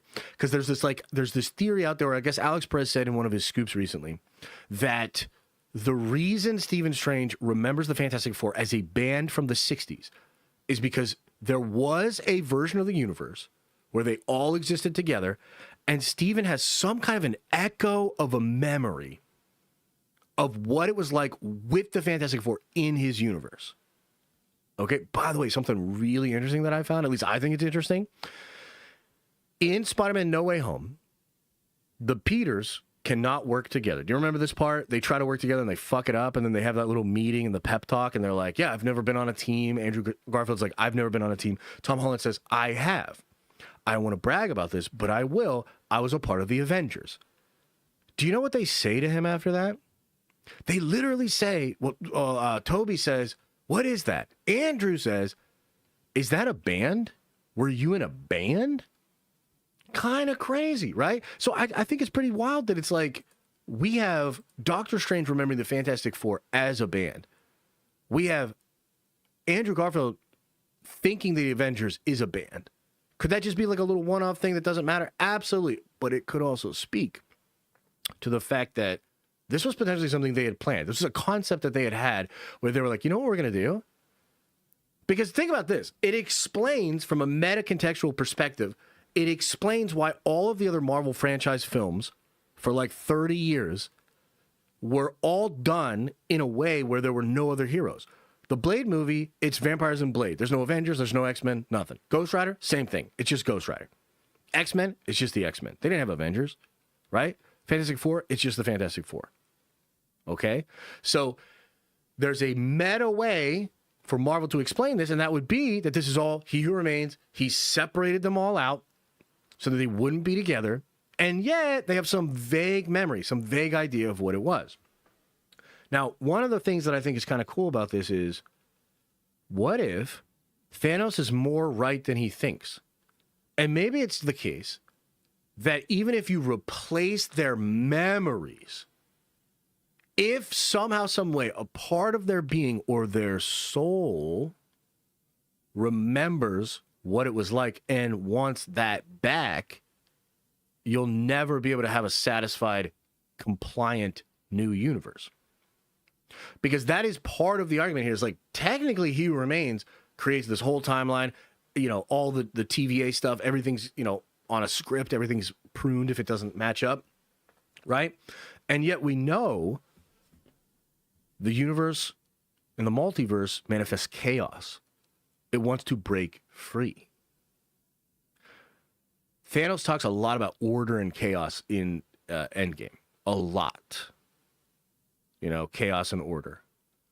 And ultimately, he thought he could create order by killing half the life in the universe, course correcting the entire universe. He comes to realize by the end of the film that that won't work because all the people that remember what it was like will never stop trying to undo it. They can't just accept the new universe. And so instead, he wants to shred, that's the word he uses too, shred this universe to its last atom and then build a new one, a grateful universe where no one will remember what it is. Okay? You're giving Marvel too much credit? No, I don't think I am. That's the point of this. I think they were cooking. I think they had these ideas. And as I explained in the segment earlier, it's not like they knew exactly how they were going to do it, which is probably how they fucked it up. But to say that they did not have these ideas is crazy. I just told you, Michael Waldron watched Endgame before any of us did, and then he goes on to create Loki. Okay? But I got one more for you. Yes. Steve Rogers at the end of the film. Now, this one's particularly important because of the new rumors about Stephen Feige. Okay? But there's a couple of things that even I didn't remember going back to that scene. Okay? So, when Steve gets on the platform, Hulk tells him, remember, you have to put the stones back at the exact time that they were taken. Otherwise, you will create a bunch of nasty alternate realities. Hulk says that to him. Then Cap literally says, trim the branches. I got it, Bruce. Trim the branches? Alternate realities? And by the way, we kind of know that shit didn't go according to plan with Steve, right? Because he doesn't pop back up when he's supposed to. And then we see old man Steve on the bench in 616. So there was something there. Clearly, they were cooking it. You know, there's this other part that's like, I don't know if I can quite put it in the same category as some of these other things. But remember, Tony says when you mess with time, it tends to mess back. And then he says, you'll see to Steve. What the fuck does that mean? Like, why did he say that last part? I understand him saying, when you mess with time, it tends to mess back. But then why did he tell Steve, you'll see? What does that mean? You'll see. Do you know what I mean? So there's some threads there that feel to me pretty obvious as setup for what was to come next. And I just tend to think that at the time when they were cooking Endgame, they had a lot of these ideas. And it's so obvious that like TVA pruning, multiple timelines, all that sort of stuff, it matches up with all the stuff they set up in Endgame. Thanos' motivation in Endgame will probably be the same motivation that Doctor Doom ends up having. It was potentially the same motivation that Kang had. And I'm really interested if they draw that thread as well. But yeah, I mean, look, after not watching this movie for a long, long time, and after being on the roller coaster ride of, you know, it's over, we're so back, it's over, we're so back when it comes to the MCU, I totally understand why some of you are like, whatever. But for me, I was dead ass shocked, bro. I was shocked by some of this shit because I was like, dude, wow. Like, they literally used that language. He literally had that motivation. He uses the phrase, shred it to his last atom and recreate a new universe, a grateful one. Kind of wild. So, I don't know. Just wanted to talk about that because I think it's fucking cool. And it was fun to rewatch Endgame. So, I don't know. What do you guys think?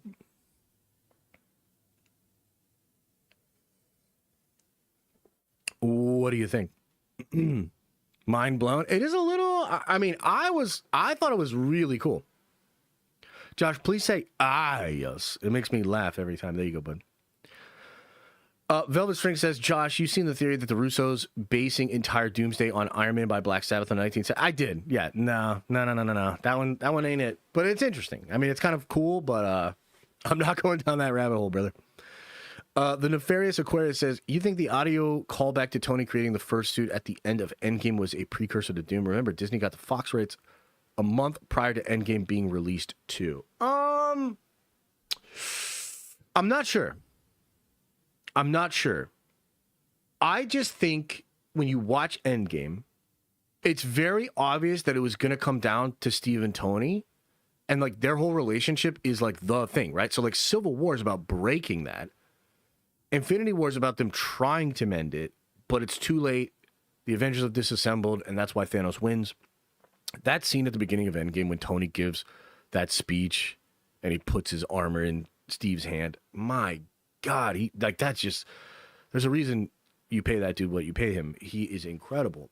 But really, those two characters, them coming together, that's what it's always been about. The whole reason that Steve does live with Peggy is because Tony tells him to get a life. He even says that to Mackie at the end of the movie. He's like, I figured I'd get some of that life that Tony was telling me to try. You know what I mean? And so I think, just with all of that in mind, like I think Kevin and everybody in Parliament basically said, we are going to remove Tony Stark and Steve Rogers from the MCU, and we will bring them back for Secret Wars. And I absolutely believe Steve Rogers and Tony Stark, not Doctor Doom, but Tony Stark, will be a part of Secret Wars. The Doom element is a little bit trickier to figure out. What exactly is that? He is essentially just a mirror to Tony, though. Like, that's what it is. That's a mirror. That's a variant. You know? And I know, like, some people are saying there's no reason, or there's no explanation as to why that he has the face. Bullshit, dude. I just don't believe it. I just don't believe it. You consider the language the Russos have used, consider all the other stuff we know. I just can't turn around and then say, oh, this one person told me that it doesn't, there's nothing to it, and then be like, okay, that's what it is. No, there's obviously something to it. And look at variants. Variants, guys, I would argue the most obvious thing being set up for the Multiverse Saga has been variants. That's the whole thing is getting you to accept what a variant is. And that's all in the service, I think, of whatever they're doing with Doom and Tony. They're clearly variants of each other in some way. You know, at least in my opinion, that's what they're going to do. So, bro, is the Charlie Day sticky note meme right now? I am. I mean, that's my thing, bro. That's kind of like my thing. You didn't know that? That's kind of like what I do. Duh.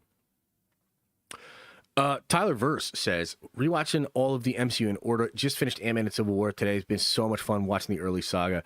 We need this feeling back. I agree with you. And look, I'm not giving Marvel a fucking pass here. They've clearly fucked things up to the point that, like, I can speak to an audience that used to just be all about this shit, and a lot of people are either skeptical, not buying it, or they're over it. That's not my fault. That's Marvel's fault, right? They did fuck that up. But I still think that it's important to try to tell you accurately what is happening. It is not the case that they just were like, and threw it all up. No, they had plans, and they're still paying those plans off. I think ultimately, even if Doomsday underperforms, my main thing that I feel very strongly is that us super fans, us people that like Endgame was like really meant something to us, we are going to be satisfied in this. I can't promise you that the whole world will show up. I can't promise you that it's going to feel like it did before, but I can tell you with a lot of confidence that Doomsday and Secret Wars will satisfy us specifically because we like those characters and we like that story, right? Sticky Savage says, which Thanos comes back for Secret Wars? You know, I thought about that. I don't know. I mean, it's obviously a variant. I wonder if Doom... Like, there's a lot. I have a lot of thoughts about that. And there's rumors of King Thanos. Maybe not. I've been told not Doomsday, which sucks. Maybe Secret Wars. Yeah, I don't know. Thanos is really interesting, though. I love this idea about, like, order and chaos, man. Cosmic order, you know? What does Thanos know? That's another interesting question. Buffer Overrun says, that would mean that He Who Remains created the one path to win out of the 14 million. Yeah, I think so, too. I'm not 100% sure on that. Look, here's something that's really interesting, right? Because I've been thinking about this a lot, obviously. So why didn't they just prune the reality where Steve goes there? Now, I think there's a clue in Loki season 2 where they have Victor Timely on the main timeline, and Ravonna goes there, gives him the thing to like set him up, thereby creating the variant on the sacred timeline, and they kind of like hide him there, right? They're kind of like hiding him there. So I think Steve's probably hiding on the sacred timeline, right? And it's even possible that he's there and being so secretive and innocuous because he knows everything that happened that he's not actually affecting the timeline in a way that would cause incursions, at least not at first, right?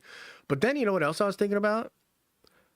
I think He Who Remains might have already been dead by the time Steve goes to live with Peggy.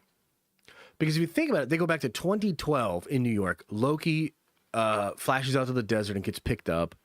And although it's outside of time and everything like that, technically that's like 2014 on the main timeline. And then Steve doesn't go back until what, 2023? And then the other thing was in Deadpool goes to 616 using Cable's time machine device. Well, why didn't the TVA stop him? Well, because it was obviously already reformed at that time, but this was 2018, I think just after the Battle of New York and Spider-Man and all that. So it's before Endgame. So maybe He Who Remains technically gets eliminated while Steve is returning the stones. And then he's done, and then he goes to live with Peggy, and nobody's there to stop him. Let's see here. Caleb Hughes says, threads that will be tied. I love how the Infinite Saga still give hope, and we can come. Hope Doomsday Secret Wars is good. Where's the Warhammer talk? Oh, man, we can get some Warhammer talk, but guys, I gotta tell you, man, my throat's getting sore, brother. My throat's getting sore. We might have to call this soon.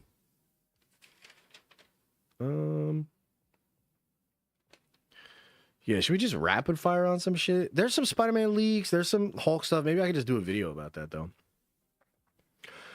Chris says, Chef Josh's cooking is delicious. Oh, thanks, man. Miss Burrow Jr. says, hey, Josh, my dog Hershey squirted all over my truck this morning. Hell yeah. Good for you, bud. The Loki series has some of the best time-traveling storytelling mumbo-jumbo ever. The writing was great. I agree, dude. I think Michael Waldron's a fucking stud, bro. I know there's a lot of people that talk shit on him, and basically Grace is just, she's such a feminist that she just couldn't handle what happened to the character of Wanda. But a lot of us like that don't have that are like, I appreciate it. I love Multiverse Madness. I thought it was great. I think Michael Waldron's fucking awesome. By the way, he did 17 drafts of Multiverse Madness as Marvel was shuffling all of this stuff around. So even if you don't like Multiverse Madness, it's not necessarily his fault. I think he's a fucking incredible writer, dude. I've read a blacklisted script of his called The Worst Guy Ever, I think. Rumor is it was the script that got Feige's attention. Bro, it's fucking great. Like, he's a great writer.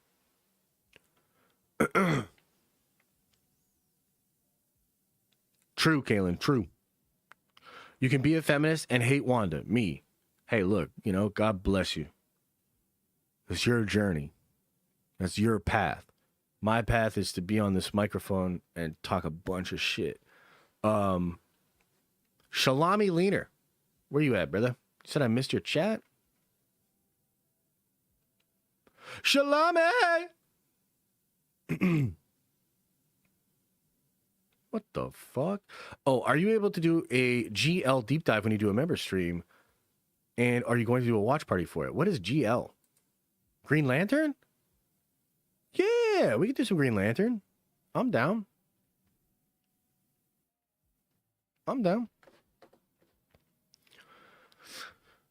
I'm late. Talk about the truth about what? Oh, that was at the beginning of the stream. You're going to have to go back.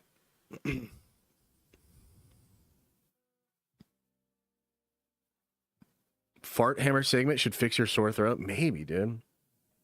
I don't know. Kind of doesn't feel great. Okay, I could power through maybe like a half hour more, guys. Okay, let me go put another coffee on though, because it feels so nice on my throat. By the way, I had like 8 cups of coffee yesterday. Like Elisa came back and she was like, "What the fuck happened to all the coffee?" And I was like, "It felt good on my throat."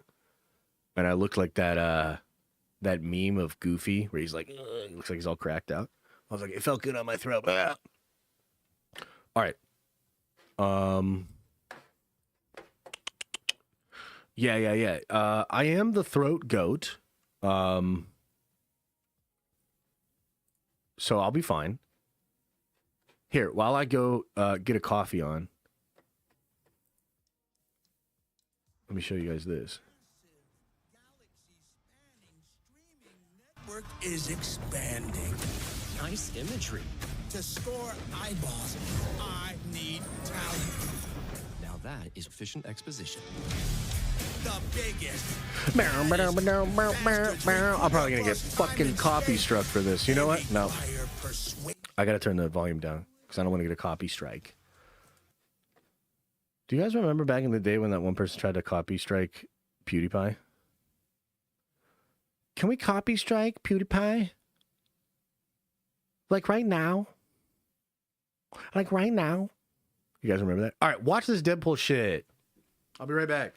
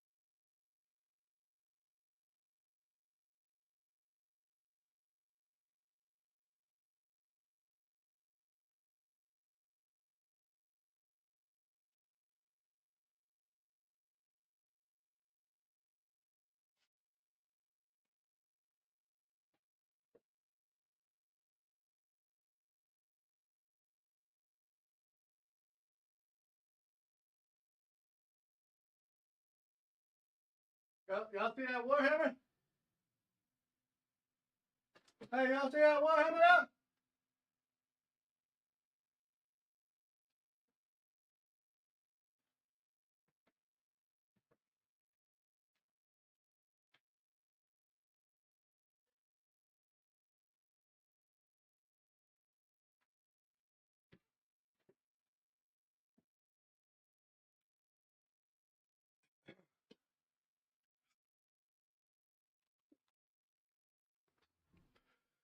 Man, I've always loved Deadpool, you know? Definitely never talked a bunch of shit on Deadpool and all that.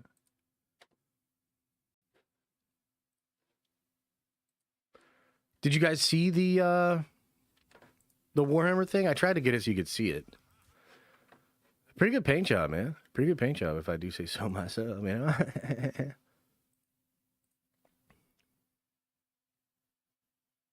Show the Dawn of War 4 trailer. Let's do it.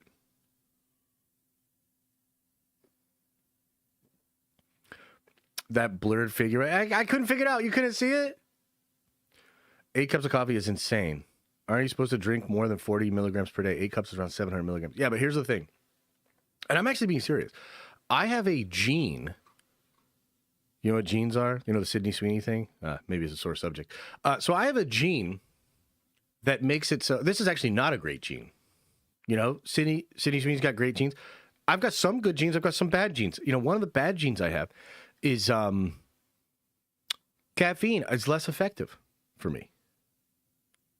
I couldn't fucking believe it. My whole life, I drank so much coffee. Like, I used to do 32-ounce iced coffees every day within an hour while I was on stream.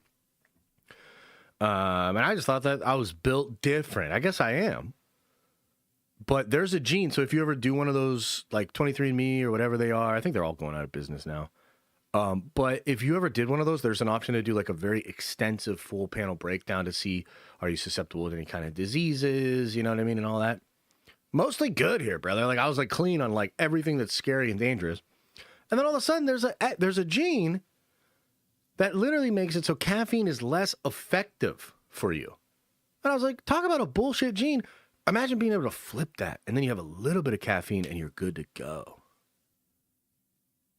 Yeah, isn't that interesting? I don't know why, but hey.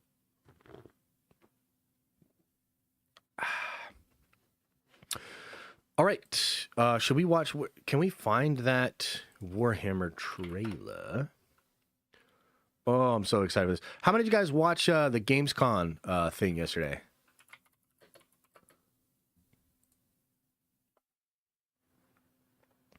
How many of you watched it?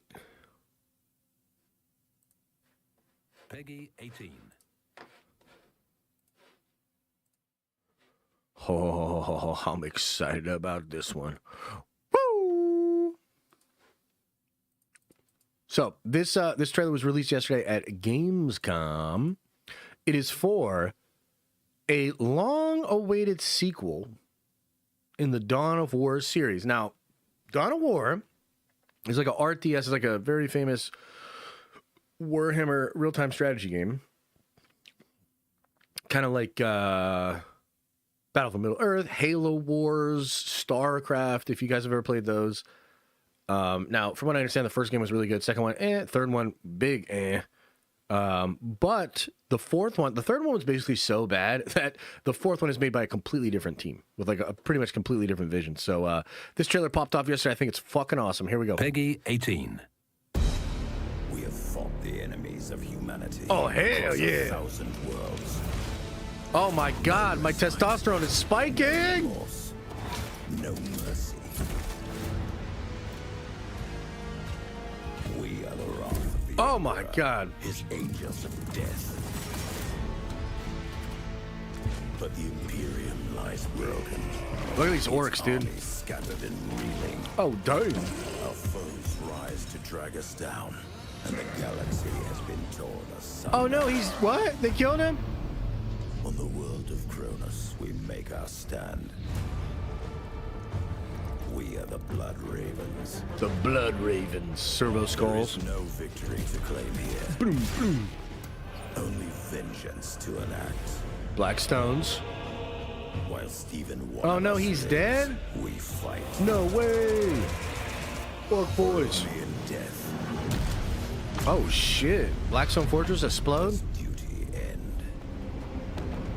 And then you get a little gameplay here too.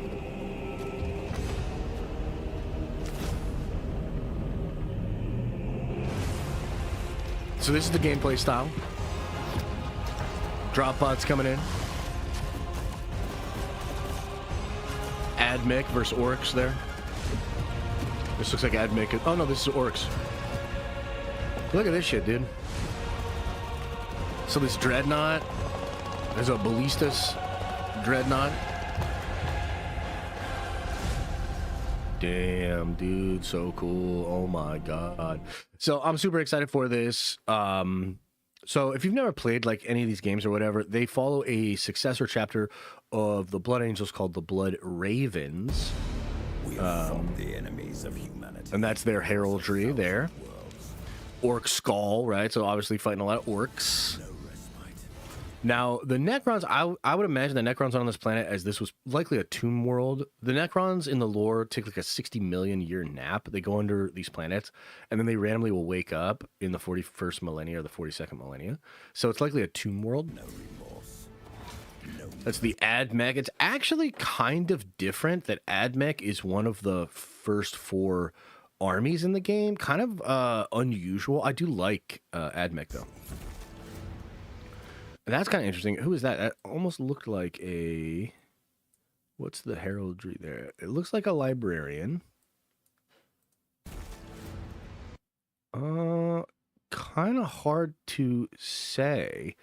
Could be like, I think they're called the Celestial Storms or something. There's some successor chapters of Ultramarines that are very librarian focused. Man, I just love this look. I love how he's got like the fire, and he's got the book on his shoulder there, and the relics on his. I just love the fucking design and the images of Warhammer here. But yeah, pretty cool there. I don't know who that guy is.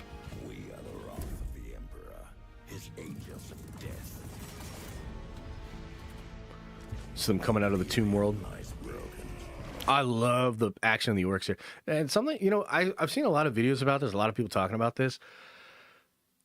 I think alien versus human is going to be the direction that Warhammer needs to go in for the normies. Hardcore Warhammer fans understand that it's really like the Imperium is kind of like fighting itself all the time, and it's like humans versus humans and like chaos and shit like that.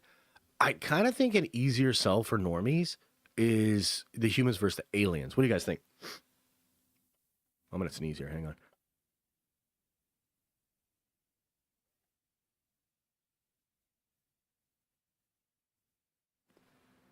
Oh, man. Yeah, I think that's probably a good move. I think it's just easier to understand for normies. They're like, oh, okay, aliens are the bad guys, or I can be the bad guys and all that kind of shit. Its armies scattered. Love this, man. And I really like the high fidelity of these images here with the orcs, because I think I want to see orcs in live action. I know that's crazy, but I think you got to do the orcs. If you're doing the Cavill stuff, you got to do the orcs, man. Our foes rise to drag us down, and the galaxy has been torn asunder. He gone. Yo, he gone. On the world of Cronus, we Cronus. make our stand. We are the Blood Ravens. The Blood Ravens. There is no victory to claim here. Only vengeance to enact. While That's a main character from one of the games. I never played any of the games. By the way, how many of y'all want me to play the first Dawn of War game on stream? They just did a definitive remake of it or whatever. I never played any of the games, but we could play the first one. We could do a nice long stream where we get into it. We go through the campaign. You guys kind of get into the story. I don't think I'm going to play the second and the third one because I've heard they're kind of poo-poo. But I think the first one would be kind of a fun way to get interested. And then when this game comes out next year, it's supposed to come out next year, I'm definitely going to play this on stream. Definitely. You hate us. I mean, maybe, but that's irrelevant. That's irrelevant to what I'm talking about. I'm almost done with Space Marine 2. Nice, man. Dude, that last battle's really cool. You're going to have a good time. I've heard good things about the definitive edition. It just had a update, which I think is going to help it out. I think it had some issues. For only in death. Was that an orc teleporting? Or a... Okay, it looks like it's a Necron. Only in death. Does duty end? So, if you've never played an RTS, like this is kind of what you're looking at. It's a top-down view, and you have like your units down here that you can select. Okay, this is your map in the lower area here, and it looks like you can see like the view of what he's looking at. So he's either in a portion of a map or just in general in a map. And it's like one of those games where, like, if you've ever played maybe Civilization or even Roller Coaster Tycoon to a degree, it's similar. Build resources, gather resources, expand, update, the armor, get more, and then destroy your opponents. Should be pretty cool. Oh, my face cam's blocking it. Blocking the map. Yeah, that's the map underneath me now. Cyrus, the commander. I can't believe Cyrus gets killed in the teaser. Spoilers for the game, kind of seems like. Did you say God of War 2 and 3 are kind of poopy? No, I said Dawn of War, brother. Dawn of War. Yeah. So StarCraft. It's very similar, dude. Very similar to StarCraft. StarCraft actually ripped off Warhammer, to be honest with you. But StarCraft is obviously still really cool. Like, I like StarCraft. Don't get me wrong.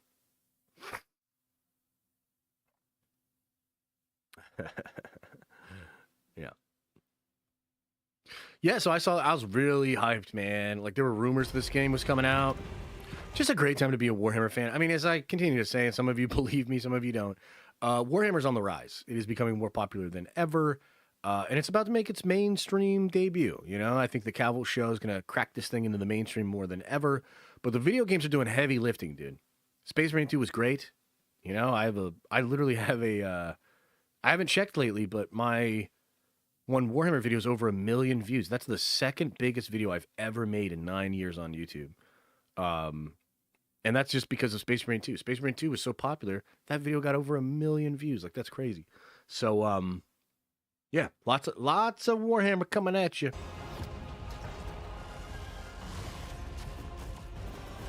And, like, you know, look, I'll play the Blood Ravens. It's cool. I'll play them. But I do hope we get some Dark Angel shit in here. Like, even if it's just, like, slight adjustments or whatever, so I can play with either the Dark Angels or one of their successors. That would be so cool. Or the Custodes. Oh my god, put the Custodes in this game.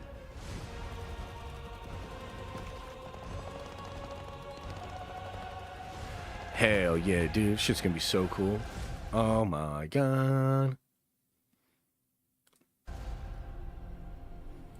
Yeah, it's gonna be great. So you look on the bottom here, you got all the Space Marines.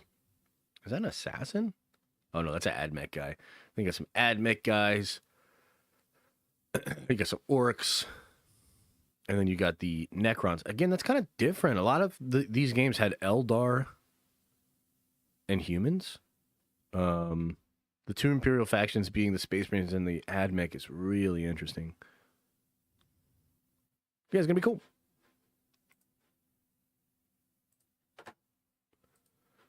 It's going to be cool. All right, one last thing I want to get into, and then we're going to get on out of here, guys, because my throat be hurting. I will be live at 7:30 tonight for the members, but it's going to be a short one too, guys. You know, I apologize, but I'm just under the weather, and I got to try to preserve the throat. Okay, so let me get this pulled up. Nice sip of hot coffee for my poor throat.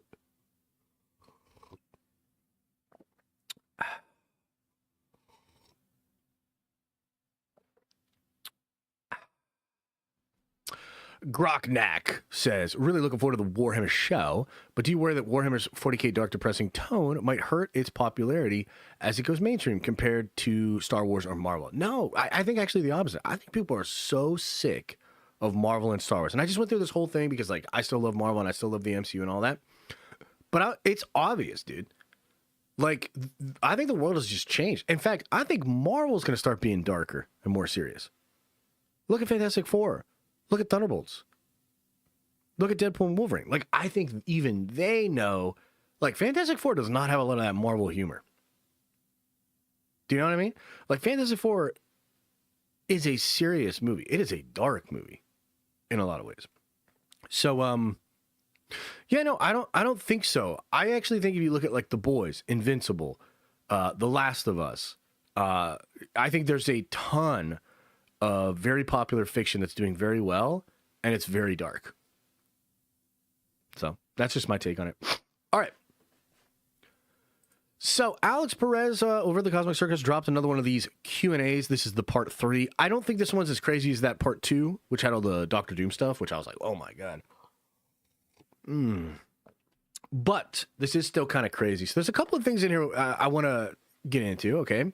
First off, he's asked about Franklin Richards. He says he'll probably just join the Adventures. He's asked about the Fantastic Four and what will make the next movie feel unique. And he says they're going to adapt to the new world and environment.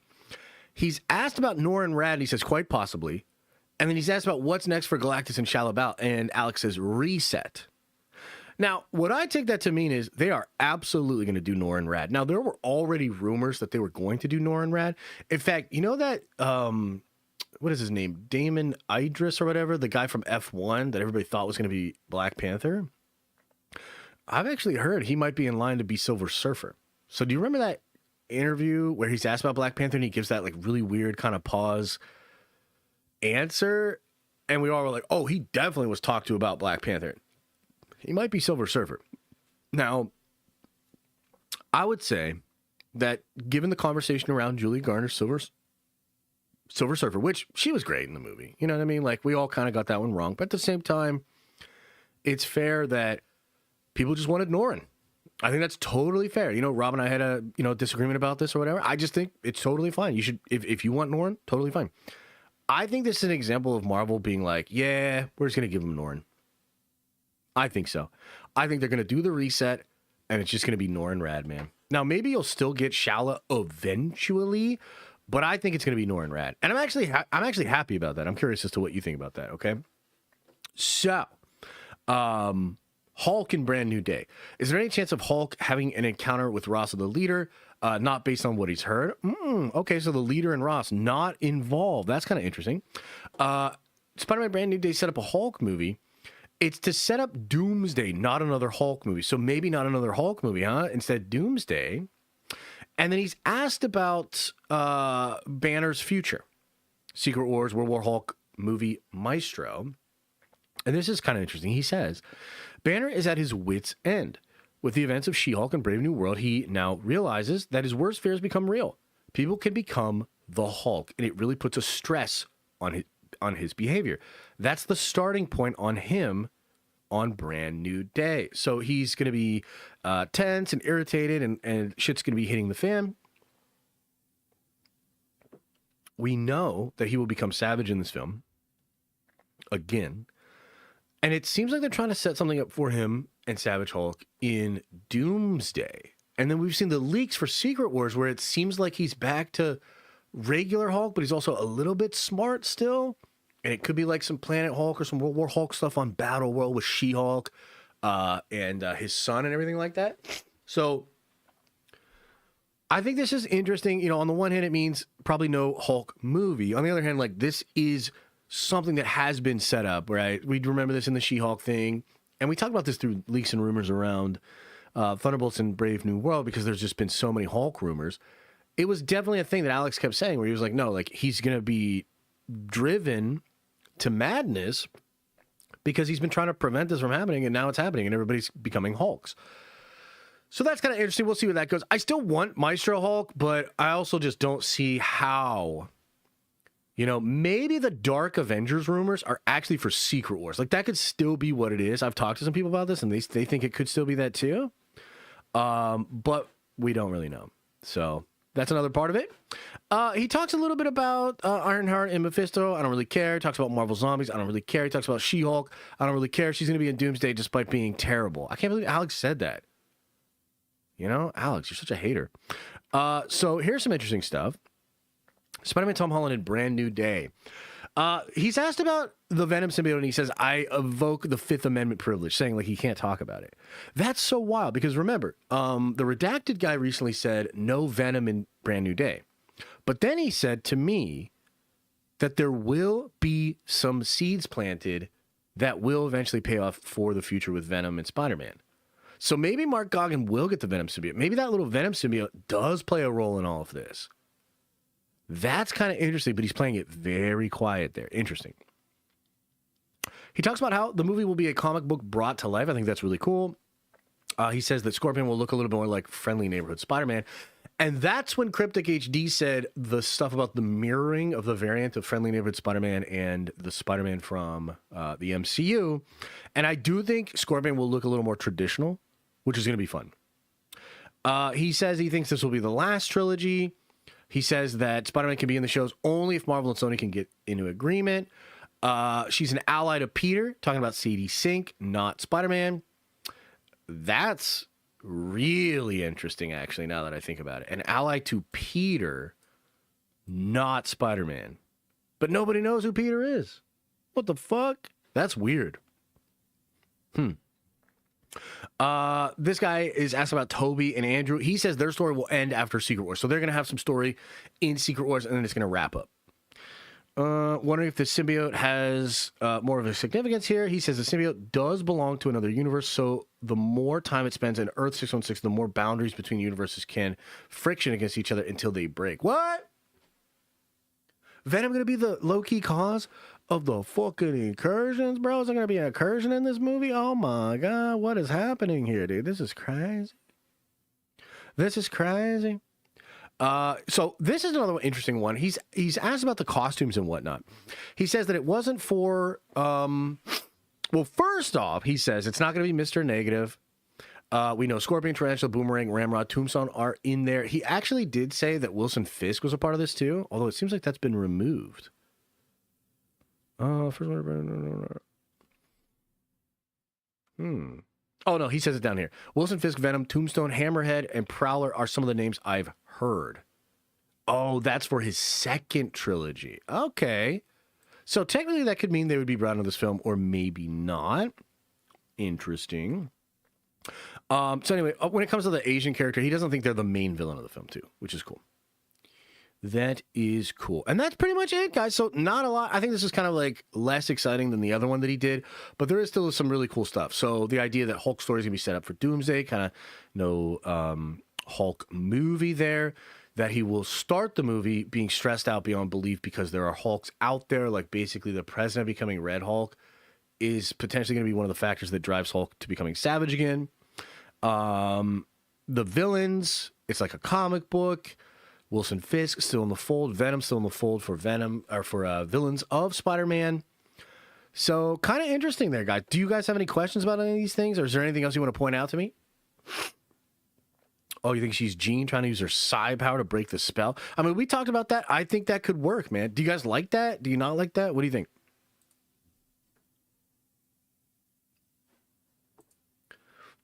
Yeah. There's some mystery here, huh? There's some mystery here. She's definitely Jean. Maybe. Love it. Moreland? Moreland would be really interesting. I don't think they're going to do that, though. I don't think they're going to do that. Oh, my God. Look at this tweet. Almost 1,000 likes. This guy, Josh from Denim Nerd, says, I kind of still think they should just restore the Snyderverse, to be honest. God, what a fucking idiot. This fucking guy, dude. It's clearly bait. Can't believe it's working.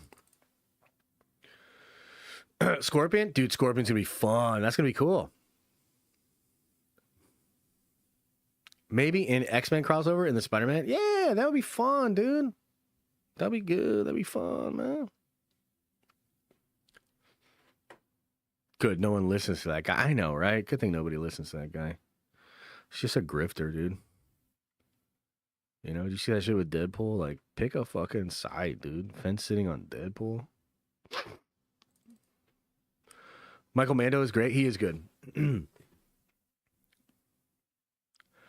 starting to believe in Jean Grey more than any of the options. I know, right? I don't know. It's fun. It's fun to speculate. I kind of am leaning towards Jean as well. And I think that would be great. You know?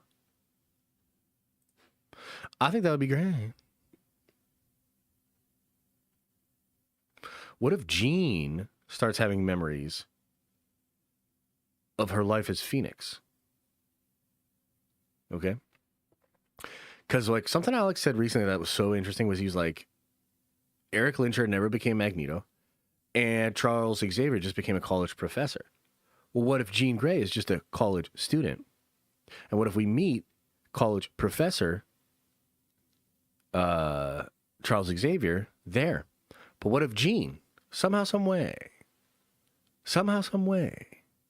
has memories in the same way that Steven does of what the universe was like before, of her real life as Jean? And then what if she finds this other person that there's just something about Peter that is similar to how she feels about herself?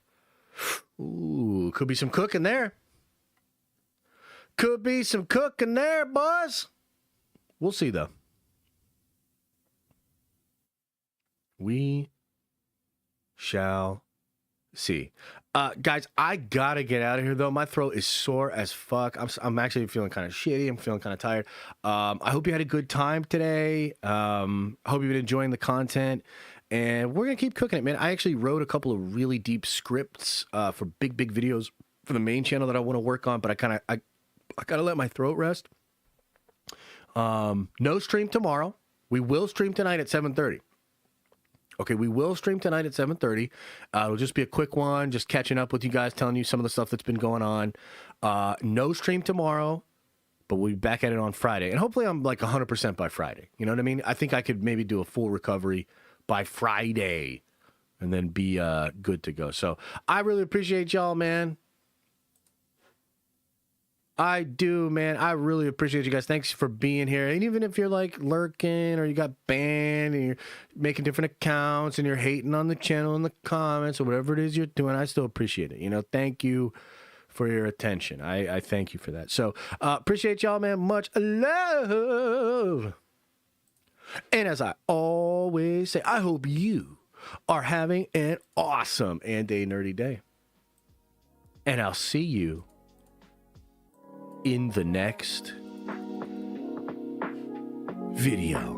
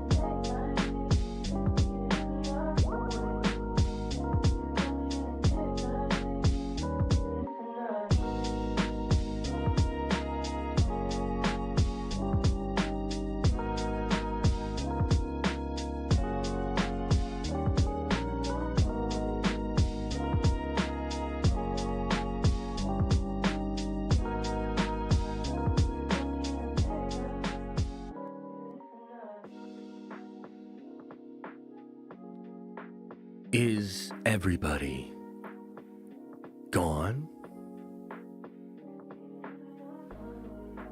Did everybody leave? Yeah. Oh man. I was feeling good till about an hour in, and I was like, ooh. The throat, man, the throat. But you know what? We did the damn thing, didn't we? We did the damn thing, didn't we? Can't be stopped. But I am going to stop now and go rest. I appreciate you. Thank you for being here.